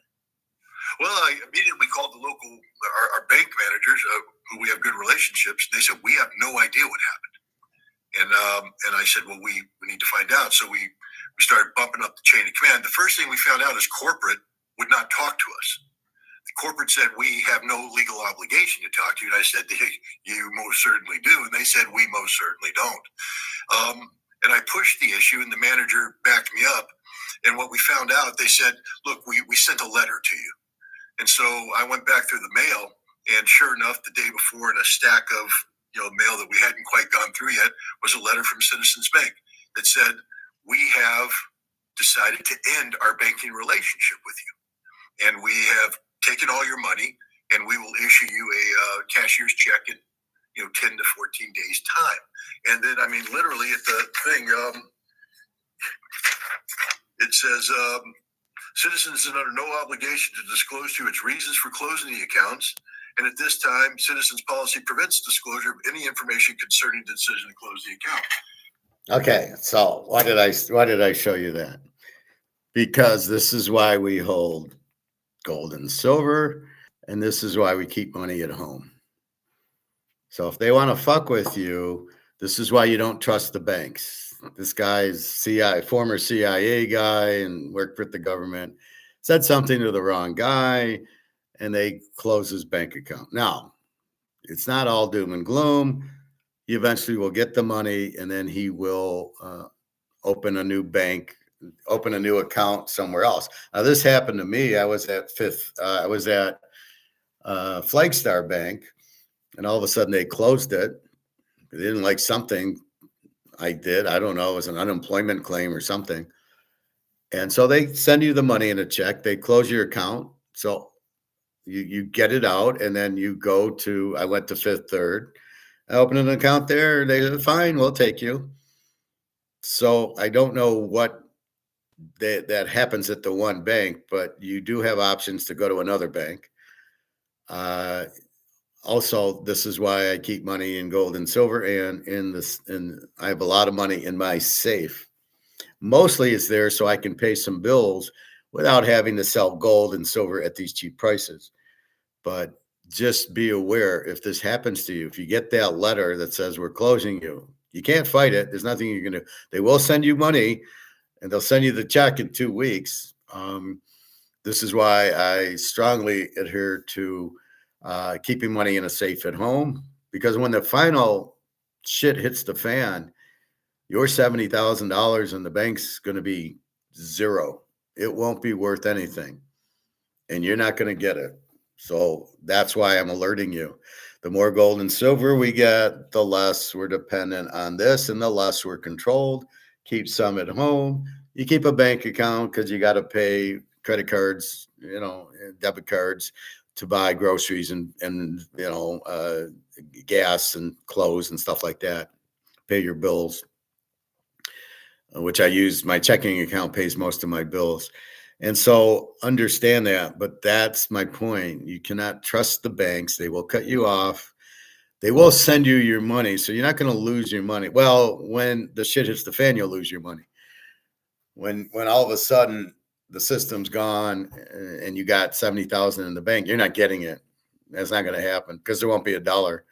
So this is what I'm warning you about. Just be careful. And you can see it happens, right?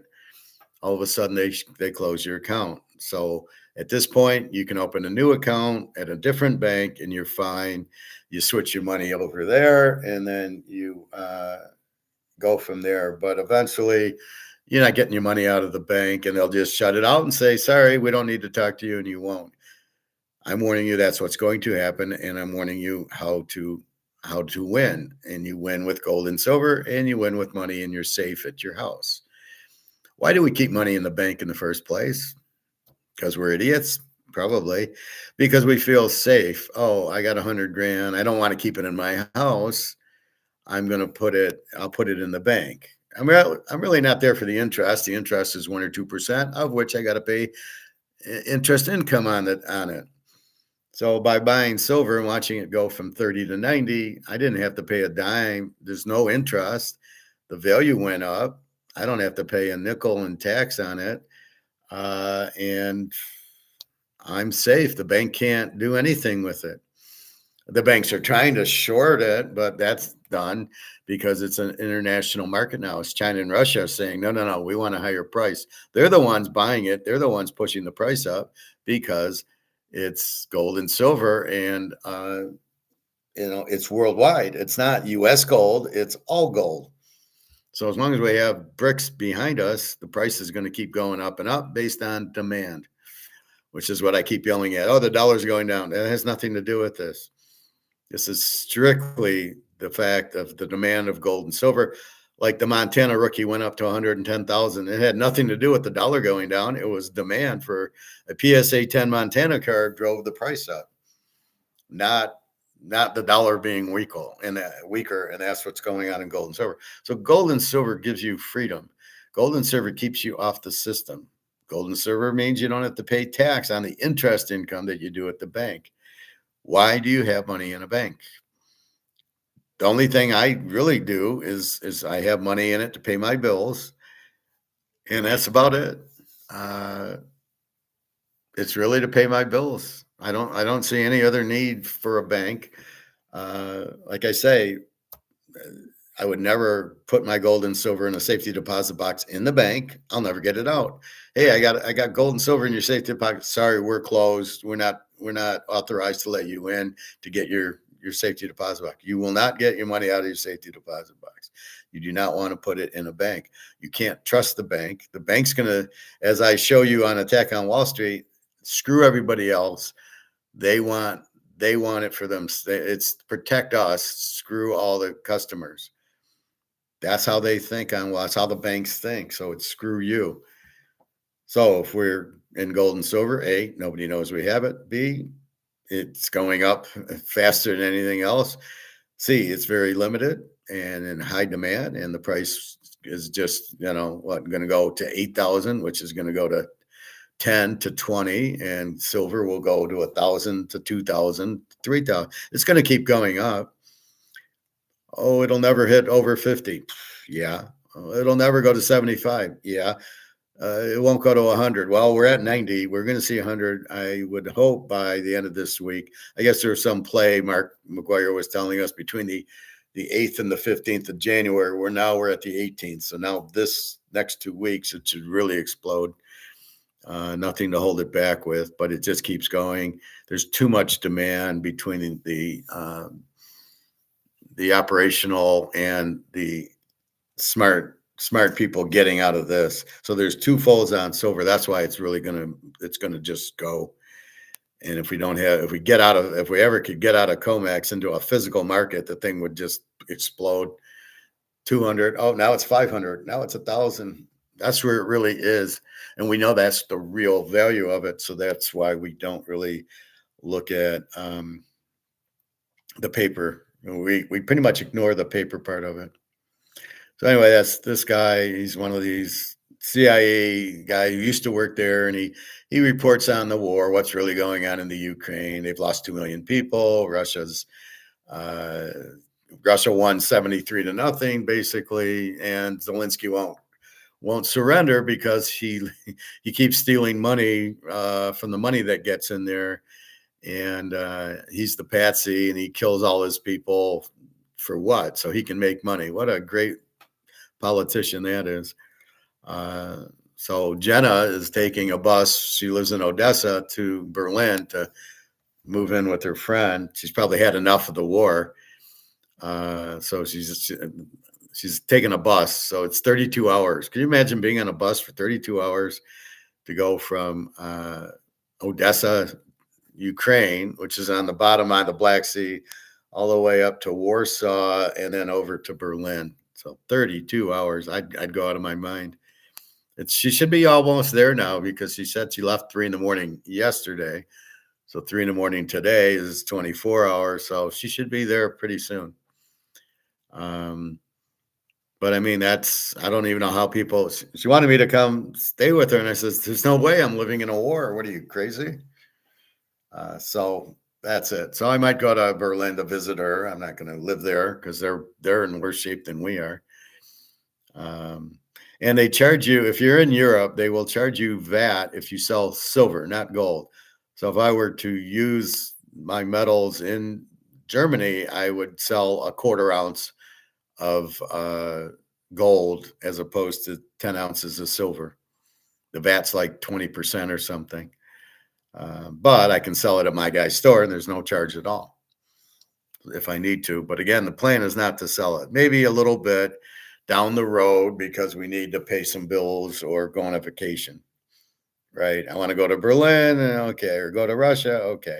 Otherwise, I'm not. The thought is I'll just hold it and watch the values go to where they belong. Again, the value of gold is up here and COMEX has it at 4,600. This number we don't know, but we know it's a lot higher than 4,600. It's going to 8,000, probably to 20. Will we ever get to that top and find out what that number is? Probably not. My guess it's about 50,000 is probably the real true value of gold. Once we get rid of COMEX and the paper, it's the real physical value. And we know with all these options and all the what do you call it? The margins, with all the margins. Oh, I'll buy $100. I'll buy $1,000 worth of gold with $100. You still owe 900.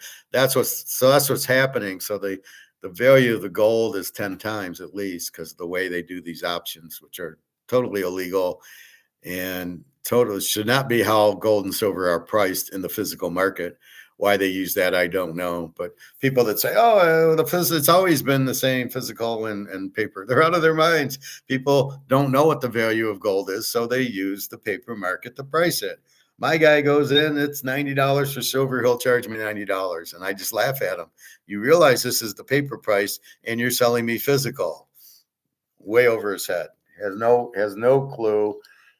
He just looks at it as a piece of inventory and what's the value? Oh, COMEX, it's $90. He really doesn't understand the concept that it's way undervalued and it keeps going up. And a lot of these silver dealers are like, I'm not going to buy now because it's $90. Well, you're in business to sell your inventory. You need the inventory. Now, did buying reduce because it's at 90? Again, the buying is going on in Singapore. There's lines. Pat tells us, and I see there's 8-hour lines to go to the store to buy it. It hasn't happened here yet. So the dealers here don't realize what's going on. Oh, well, I don't know if I buy it at 90, the price could drop. So I got to be careful, but I need inventory. Oh, you want to sell it to us? Well, I'm only going to give you, I'm not going to give you 90. I'll give you 85 because, gosh darn it, I don't know if this price is really going to hold. It's never been here, so I have no idea. And since I'm an idiot and I don't know what I'm doing, I'm scared to buy because I might lose. You need inventory, idiot. And this price is very, very cheap. So these people running these gold and silver stores are clueless. And that's why I tell you not to really listen to them because they don't know what they're talking about. Remember that old man on, what was it, Yankee Doodle Dandy?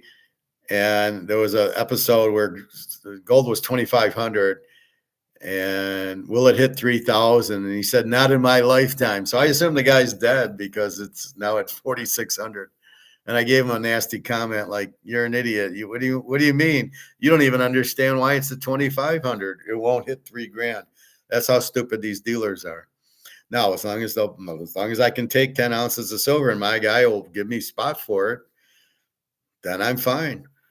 And I know people are worried, well, I'll go to the bank with this check. Well, so what? We get checks out. I get paychecks for $2,000, $3,000. I don't have to explain it. Yeah. Here's 3,000. The money's good. Put it in my account. I might have to wait 4 or 5 days because it's not a paycheck, but okay. But the bank's still going to work. They're still going to take the check and take the money and steal it, but we'll have the money in our account. So that's what you really got to understand. So I wouldn't worry. You have the gold and silver's protection, so they can never say it's worthless, and they can never say, oh, your account's frozen, anything like that. You've got gold and silver. You're king. You got to realize that this is very, very powerful. These prices aren't anywhere near reality. $90 is nowhere near. This should be worth 2,000. It's a 2 ouncer, right there. 2 ounces of maple leaf. So this is really worth about 2,000 in my mind. Yeah, it says 90 now, but I know that's not a real price. And as long as you think like that, you just keep buying it. I mean, there's really no question. How much should I have? Is it enough? It doesn't matter. As long as you still have 10, 20, 30 grand of this, you're fucked. It's worth zero. You're going to lose 20, 30 grand. Let's say you have 30 grand, you're going to lose the 30 grand. It's going to zero. It's not worth much now. Try going to the grocery store. See, I was there kidding with some lady at Walmart. She had a pretty full grocery cart. Just laughed at her, saying, well, "This is going to cost you like $1,000." And she just smiled at me like, "Yeah, I know." So be careful with this. This is not worth anything. So get out, leave enough for a couple months rent, or a couple months expenses, so you don't have to sell your gold and silver at this point if you can. But it's get out of dollars. It doesn't matter how much, and the more gold and silver, the more you make, the more it's worth. And we're just at the early stages. Wait till it really takes off. That's why I'm saying the rocket's about to take off. It hasn't. $90 silver. Wait till you see $500 and $1,000 silver. Then the rocket's starting to take off, because as more people see it, more people will run to it, because that's the frenzy. The Titanic, well, yeah, it hit the iceberg, but we're not going to sink, because we can have all the water into the boat. It won't sink it. That's the Fed, right? Oh, we can print all the money we want. It won't hurt it. And then the boat starts going down. And as people realize the boat's going down, because they're too stupid to listen, hey, there's a hole in the boat and the water's coming in. I better get off now. No, I'm going to wait till I see the boat like 80, 90% into the water to realize the boat's sinking. And that's where we're at with gold and silver. People will start flooding into it. They don't realize it now, but I don't even know if they're noticing that silver's 90. It's not on the news, and gold's 4,600. But as they start realizing 4,600 and 90 for silver, they start getting that Bitcoin bug. Why are you in Bitcoin? Because it's at 100,000, and I don't know why, but I'm going to buy it. So I'm going to buy it because it's high and it's going up. And I think it'll just keep going up, because I'm too stupid to understand it. But with gold and silver, it's just starting to go up. And we do understand it. It's limited and high demand. That's why it's going up. And that's why I'm against Bitcoin. It's not limited, and we have no idea the demand for it. We have no idea why it's 80,000, 90,000, 100,000, whatever it is. It shouldn't be. It's not real. You can't see it. You can't touch it. It's not real. You're selling a dream in Bitcoin. So if we don't know what it is and nobody uses it, I can't go to the grocery store and use it. Well, I can't use my Joe Montana card at the grocery store. True. I was in the hot tub 2 days ago, and the guy said that to me. You can't go to the grocery store with your gold. I says, well, let's say you had a Picasso. You're going to go to the grocery store with that? Well, you still want it. Or let's say you have a Rolex or a Mantle card. What are you going to get rid of it because I can't go to Kroger's with it? An asset's an asset. If it's valuable, what's wrong with it? Why do I have to go to Kroger's with it? But I know the dollar's collapsed, so it's that I can't use at Kroger's, which nobody really understands that. So keep your eye on that. That's where we're headed. So again, mark $8,000 gold. He must know something because he called $4,500 gold, and it's right at 4,500. So maybe that's what the bankers are planning, or the central bank or Russia or somebody. I don't know. But I've always been $10,000 gold on its way to 25,000. There's no reason for it to stop going up. The demand will never stop. These banks with heavy pockets will be buying it, and that's the point. That's the proof of it. They know to buy it. They got trillions of dollars and dollars, and they're all dumping it to turn it into gold. What does that tell you? They know it's collapsed. We know it's collapsed. We know what they know. We know it's collapsed. So therefore, if you hold it, it's just going to go to zero. Why hold it? Well, I can still go to Kroger's with it. Yeah, that's fine. For how long? Until the bank shuts off, as they just did this guy. Until the bank says, we're closed. And that's going to happen because of all these derivatives and options and COMEX, these bullion banks. There's 8 bullion banks: Bank of America, Citibank, JP Morgan, Toronto Dominion, CBS or CBSC, HSBC in Hong Kong, and I think it's that German bank, the Deutsche Bank. Those are primarily the gold bullion bank. They buy and sell it. They're all going bankrupt. JP Morgan, our favorite, will go bankrupt. So that's the thing. The money's worthless. They'll get screwed because they won't be able to pay the options. So when they do this leverage option, like I said, they buy 100 ounces of gold, but they only pay for 10.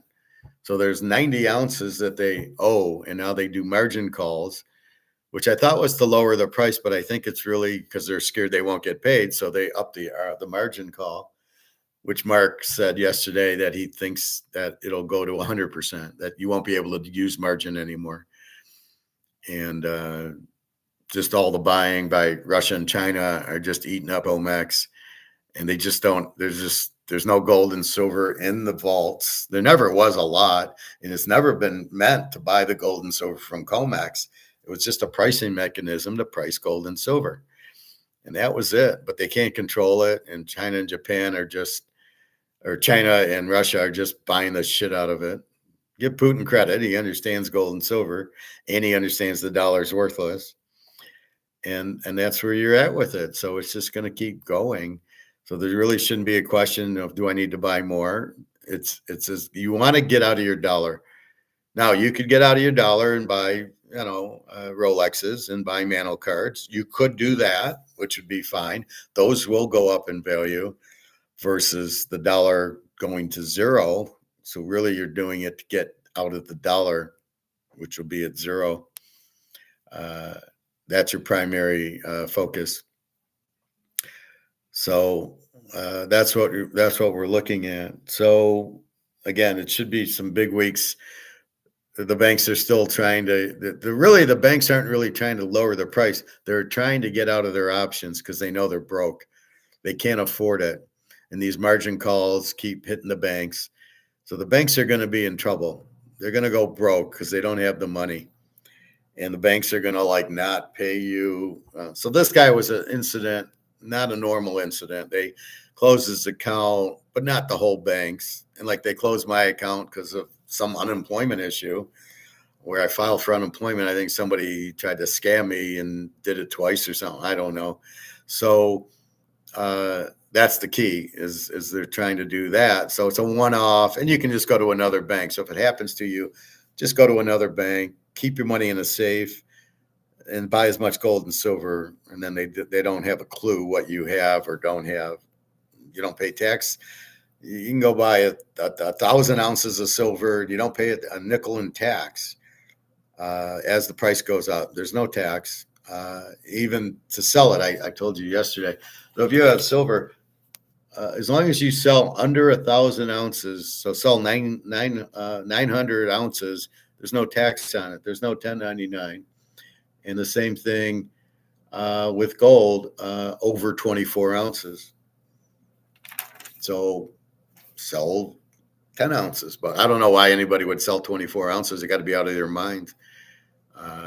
at what, 5,000 an ounce. It's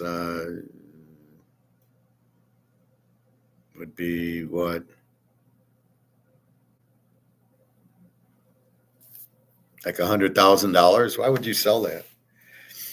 So yeah, you're not looking to sell your gold, and as long as you keep it under those, there's no tax, there's no 1099, no 1099, no tax. Why would you pay tax on it? Like I said, it's like going to the casino and hitting 10,000 at poker. You're gonna pay tax on it? No, you're not. You're gonna cash in. They're gonna give you the money, and off you go. They don't 1099 you unless it's like a slot machine or video poker where you win so much money. So, like I said, when I won all my football bets, I had a whole stack of them.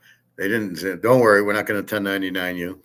So I was a little where I took a third at a time, and then it would be like 3,000 at a time. They said, don't worry, we don't 1099. I was like, okay.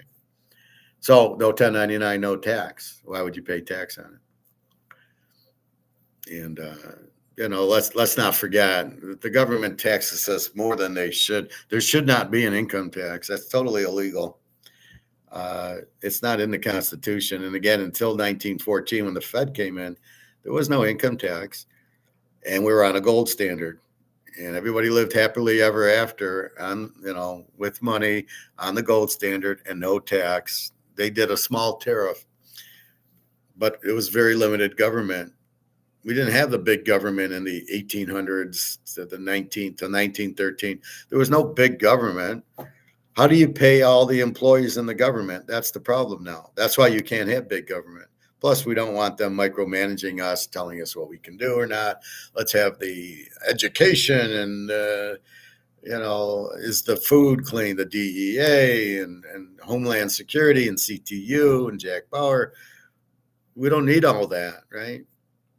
You have a police force and a fire department and a small army, and that's it. You don't have all these little health education and welfare and education. You don't have those aren't needed. The government is not there to do that. It's to follow the Constitution. How do you pay all these people? Well, since the government isn't a business, they don't make money. So how do you? Oh, we'll have to tax everybody so we can have a bigger government. You're like, what the fuck you talking about? No. Don't tax me. I need my money. I work hard for my money. And why are you taxing it? So that's really the problem with it. So it's supposed to be a limited government. Again, the 5 powers is to become a financial. Again, I love reading this. Low taxes, free trade, the most important thing, rule of law, so laws that protect you, stable money, you must have gold, and good communications, and I guess a limited government. Because again, how do you pay for the government? You can't. All of a sudden you have a debt. Why do you have a debt? Do you think we had a debt in the 1800s? Probably not. How are we going to pay for the debt? We'll print more money, which will make the money worthless. So we're totally fucked here. The more reason to buy gold and silver to protect ourselves from the dollar that's worthless, that the Keynesians think, oh, no, you can print as much as you want. Not a problem. What are you guys, out of your minds? So really, that's the key to it. That's why we own it. It's very private. We are protected. And again, that's why be careful who you tell. Just, I think gold's a good investment, but you don't really say I got 10 ounces and, so if nobody knows, then you're fine.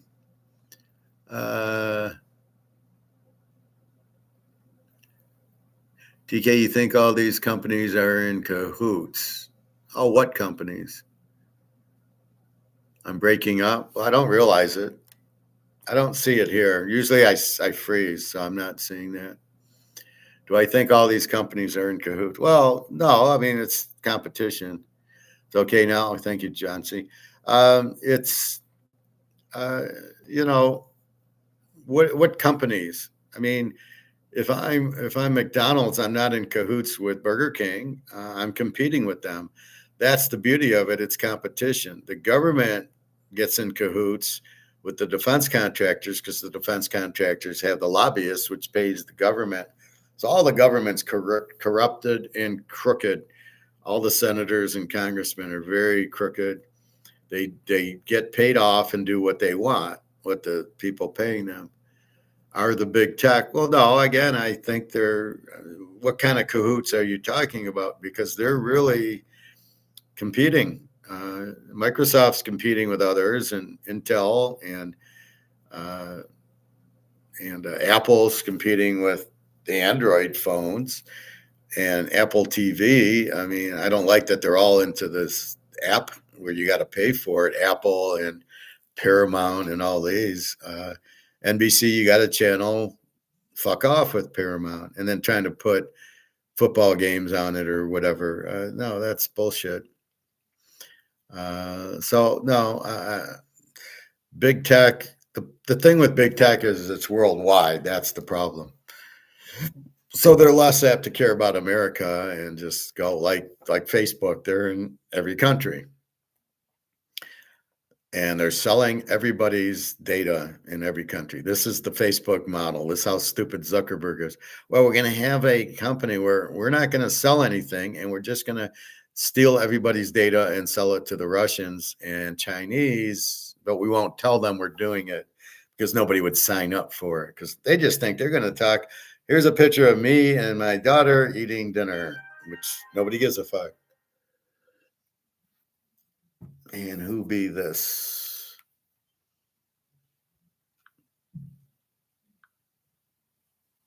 This D.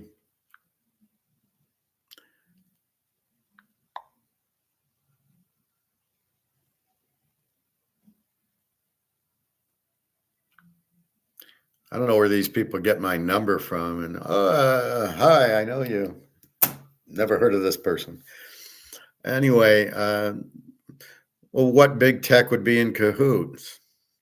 I hear a lot of people are leaving California and it's going bankrupt. They wanted to do this new tax based on your, like, if you own a company, not on the value of the company, like the sub value, the voting value, which is not even real. And all these people are, all these, like Google's leaving California for Texas or Nevada or Arizona, Florida. So they're all moving out of California. So California is in big trouble. California is a terrible state to live in. That's why a lot of people are moving to Arizona, Vegas, Texas. They're better. It's competition, right? So I don't know. I get at least 24 spam calls a day. Well, I'm getting the spam on. Russia doesn't have WhatsApp anymore. I used to talk to Daria on WhatsApp every day, and all of a sudden she can't send anything. Russia's actually disallowed WhatsApp. They turned it off. So now we're on Telegram. Well, the problem with Telegram is you get all these strange people on it. So I usually just block them, and oh yeah, like if I don't give you my number, how are you contacting me on Telegram? I mean, it's ridiculous. So that's kind of where it's at. And so, I mean, but the key to a successful country is competition, where people are allowed to sell and you give you options, and then it's up to us to decide on the best options. And when the problem doesn't work is communism and socialism, where you don't have the options. You're just dealing with one, there's Joe's car company and that's it. And you have to buy Joe's car and it's got to be a black one. And that's it. You have no options. And that's why everybody is down. You must have free markets, free trade, and the free trade gives you things that you don't have in your country. So if you're in Germany, you don't have oil. You need free trade to get oil and natural gas, gold. That's the problem with Germany. Russia has certain things, but needs a lot. So they need to get it from other countries. So they might get Mercedes from Germany for the oil and the natural gas that Russia has. So they make trades. That's why you need free trade. Very simple. But these spam calls are from AI.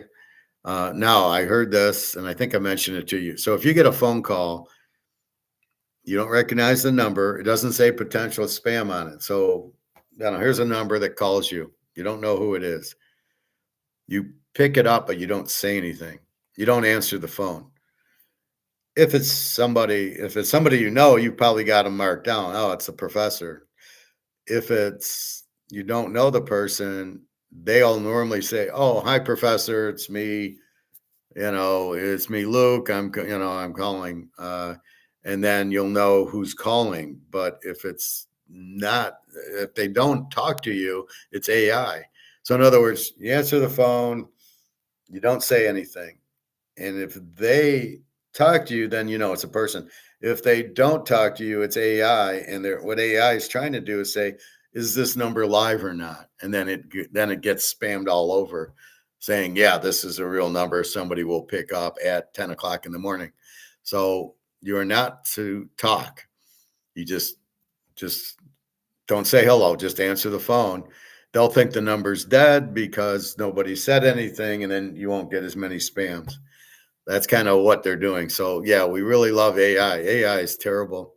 I hate AI. I don't need AI messing around with anything.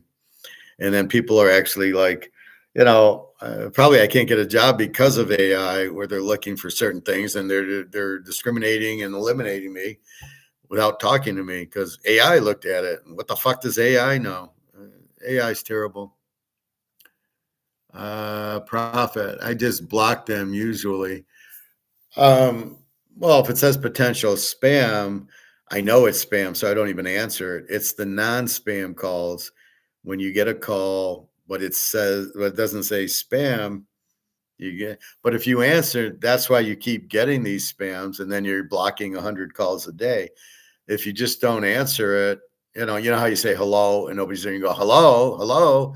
Those are the AIs, and they're going to give your number out to a bunch of people saying, yep, the line's real. You can bother him. But what gets me is how they think we're idiots. We'll have a lot of advertising, and he'll just he'll go buy a Coke and McDonald's because we advertise it. No, no, no, we're not idiots. The other thing is, what was I going to say?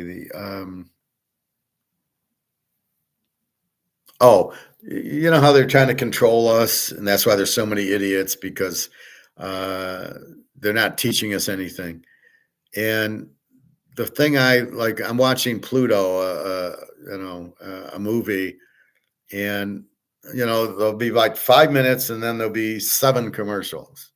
And then there'll be 6 minutes of movie and another 7 commercials. It's to break your concentration, and it's trying to unteach you about concentration. So here we can concentrate for roughly 2 hours, pretty much, right? We're teaching football, we're teaching gold and silver. Our concentration isn't really broke. But a lot of the stuff, it's 5 minutes, six commercials. And the reason is to make you stupid and not let you concentrate. So it's trying to reprogram you into these short multitasking, not being able to sit still, not being able to concentrate, because then you'll never learn. If you can't concentrate on what makes this expensive and the supply demand and the paper price, the physical price, if you do that, you won't be able to figure that stuff out because you won't be able to concentrate long enough. You'll look at it for a minute and then you'll jump subjects, and that's the problem. So that's why I'm noticing it's like other commercial break. It's been 5 minutes, so I kind of let it run and kind of read something, and then I rewind it all the way back, and then I don't have commercials because they've already played the commercials.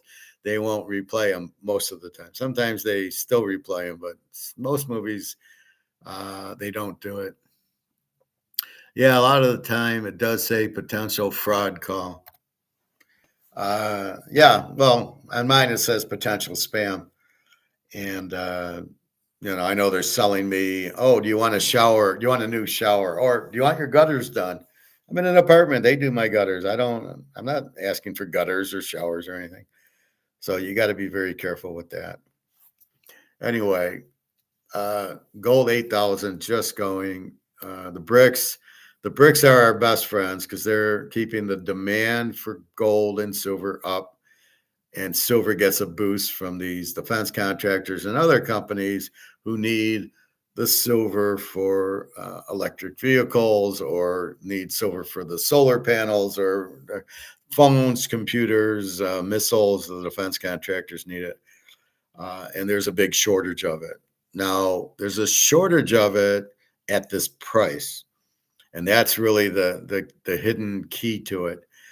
At $90, there's a shortage of silver.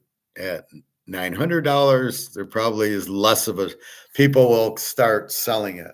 But keep in mind, it's just going to keep going because of you can't stay in dollars. See, again, this is the whole ticket. This is the whole reason. These are worthless. These are not worth nothing. These are monopoly money. So as long as that's worthless, you have to get into gold and silver. So the demand will never stop. Now, if they came out with gold-backed currency, the gold would have to be, $50,000 an ounce to cover everybody. And it's not like, they say, well, there's not enough gold and silver in the world to have gold-backed currency. That's bullshit. It would be if you put it at like 25,000 an ounce, then you could make as much money as you have gold. So by making the gold higher, you can print more gold and silver, but it'll be on your credit card or debit card, or you don't print everything in gold and silver, and it's like 50%. So if you go to the bank with the $100 gold bill, they'll give you $50 of gold, $50 worth of gold for it. So we'll all get little 1/25th of an ounce of gold. But keep that in mind. The demand will never go down, or silver, until they come out with gold-backed currency, which will jump the price anyway. I'll let you know when the demand's done, but at this point, the demand's just starting. The boats just hit the iceberg. So that's where we are in the movie. The boat hit the iceberg, right? We haven't gotten to the frenzy of everybody saying, oh shit, the boat's going to sink. We need to get on the lifeboat. We're not even close to that yet. Right now, the boat's hit the iceberg, and some people think we're going to drown, and some people are too stupid going, no, it's unsinkable, so it won't drown. It won't sink because, it's unsinkable. Even if we hit an iceberg and all the water's rushing in, it still won't sink. People have to see it. We don't have to. We know that's what's happening, right? We know we hit the iceberg. We know the water's coming in. We don't need to come to the conclusion the boat's going to sink. The boat sunk. The boat's already sunk based on this. All right. Anything else? Profit. Yeah. Okay. So again, I give you the Bears 20-17, and I give you New England 17-14. And the only reason the Bears is so low is the cold weather. It's just going to be hard to play in the cold, and the Bears are going to run it, making it a shorter game anyway. And I would suggest the Rams probably do it too. The Rams are not going to like 5 degrees. And if it's really 11 below, they're really not going to like it. And again, it's at night, so it's even colder because the sun's down. So keep that in mind. So Houston, just a tough defensive game. That's your free pick. Go under 17-14. I'm calling for.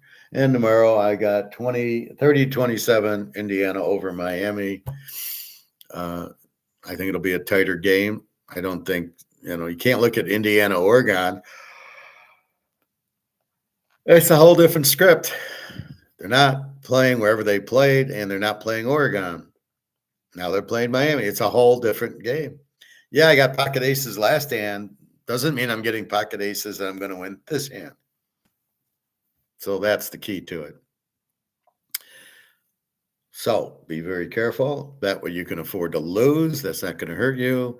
Be careful with your money in the bank. If you get if something happens, open an account at a different bank. Keep some money in a safe in the house in case they do this shit on you. This is what they did in Canada with the truckers they basically shut down their accounts, but they, I'm sure, got the money and just switched to different banks. All the banks want your business. They all want your money. So keep that in mind. Keep the people are having trouble with paying their mortgage, paying their car payments, and the commercial real estate. So the banks are in big trouble anyway. Don't forget that, because the banks live by loaning money out and getting the interest back.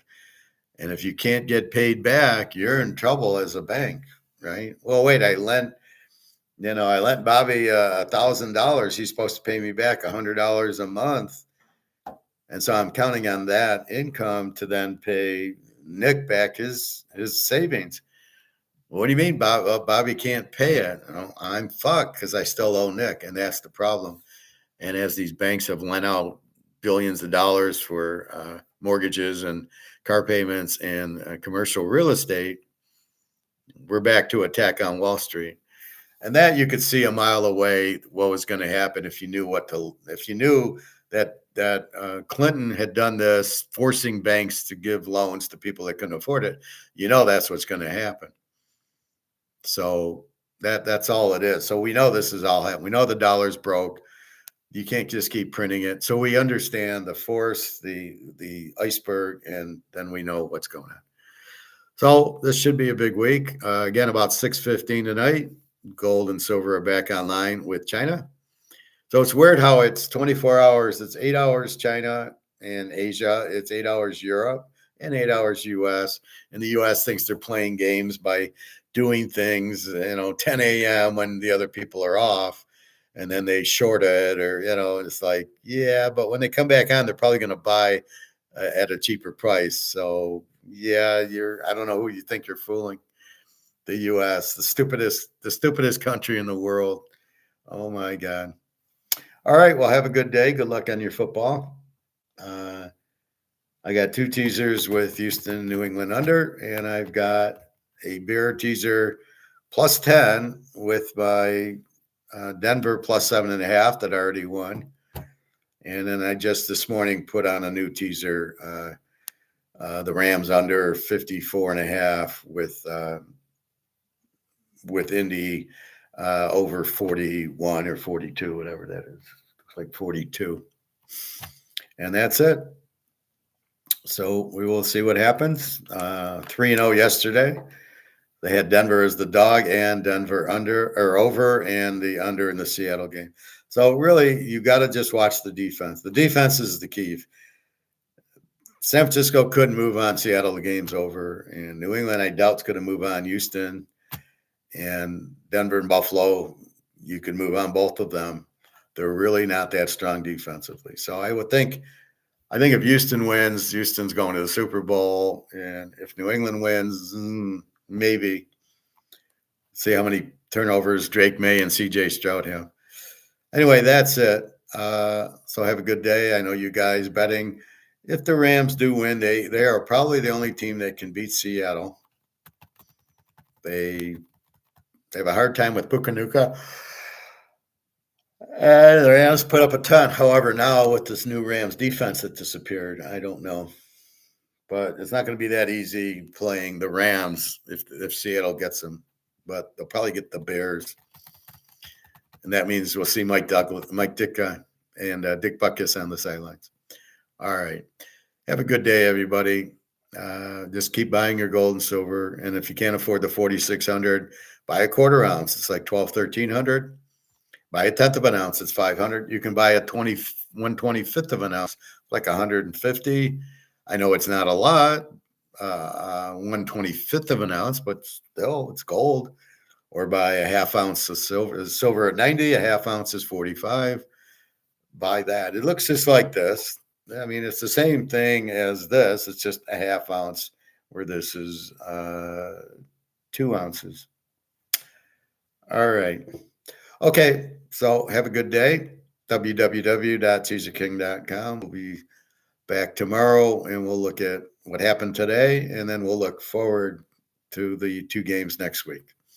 And let's know what happened with gold and silver with China having it tonight. So again, about 6:15 it should come back on and you can see it. I don't know why it closes Friday night and Saturday, but then Sunday night's actually Monday morning in China. That's why it's open. All right. Take care, everybody.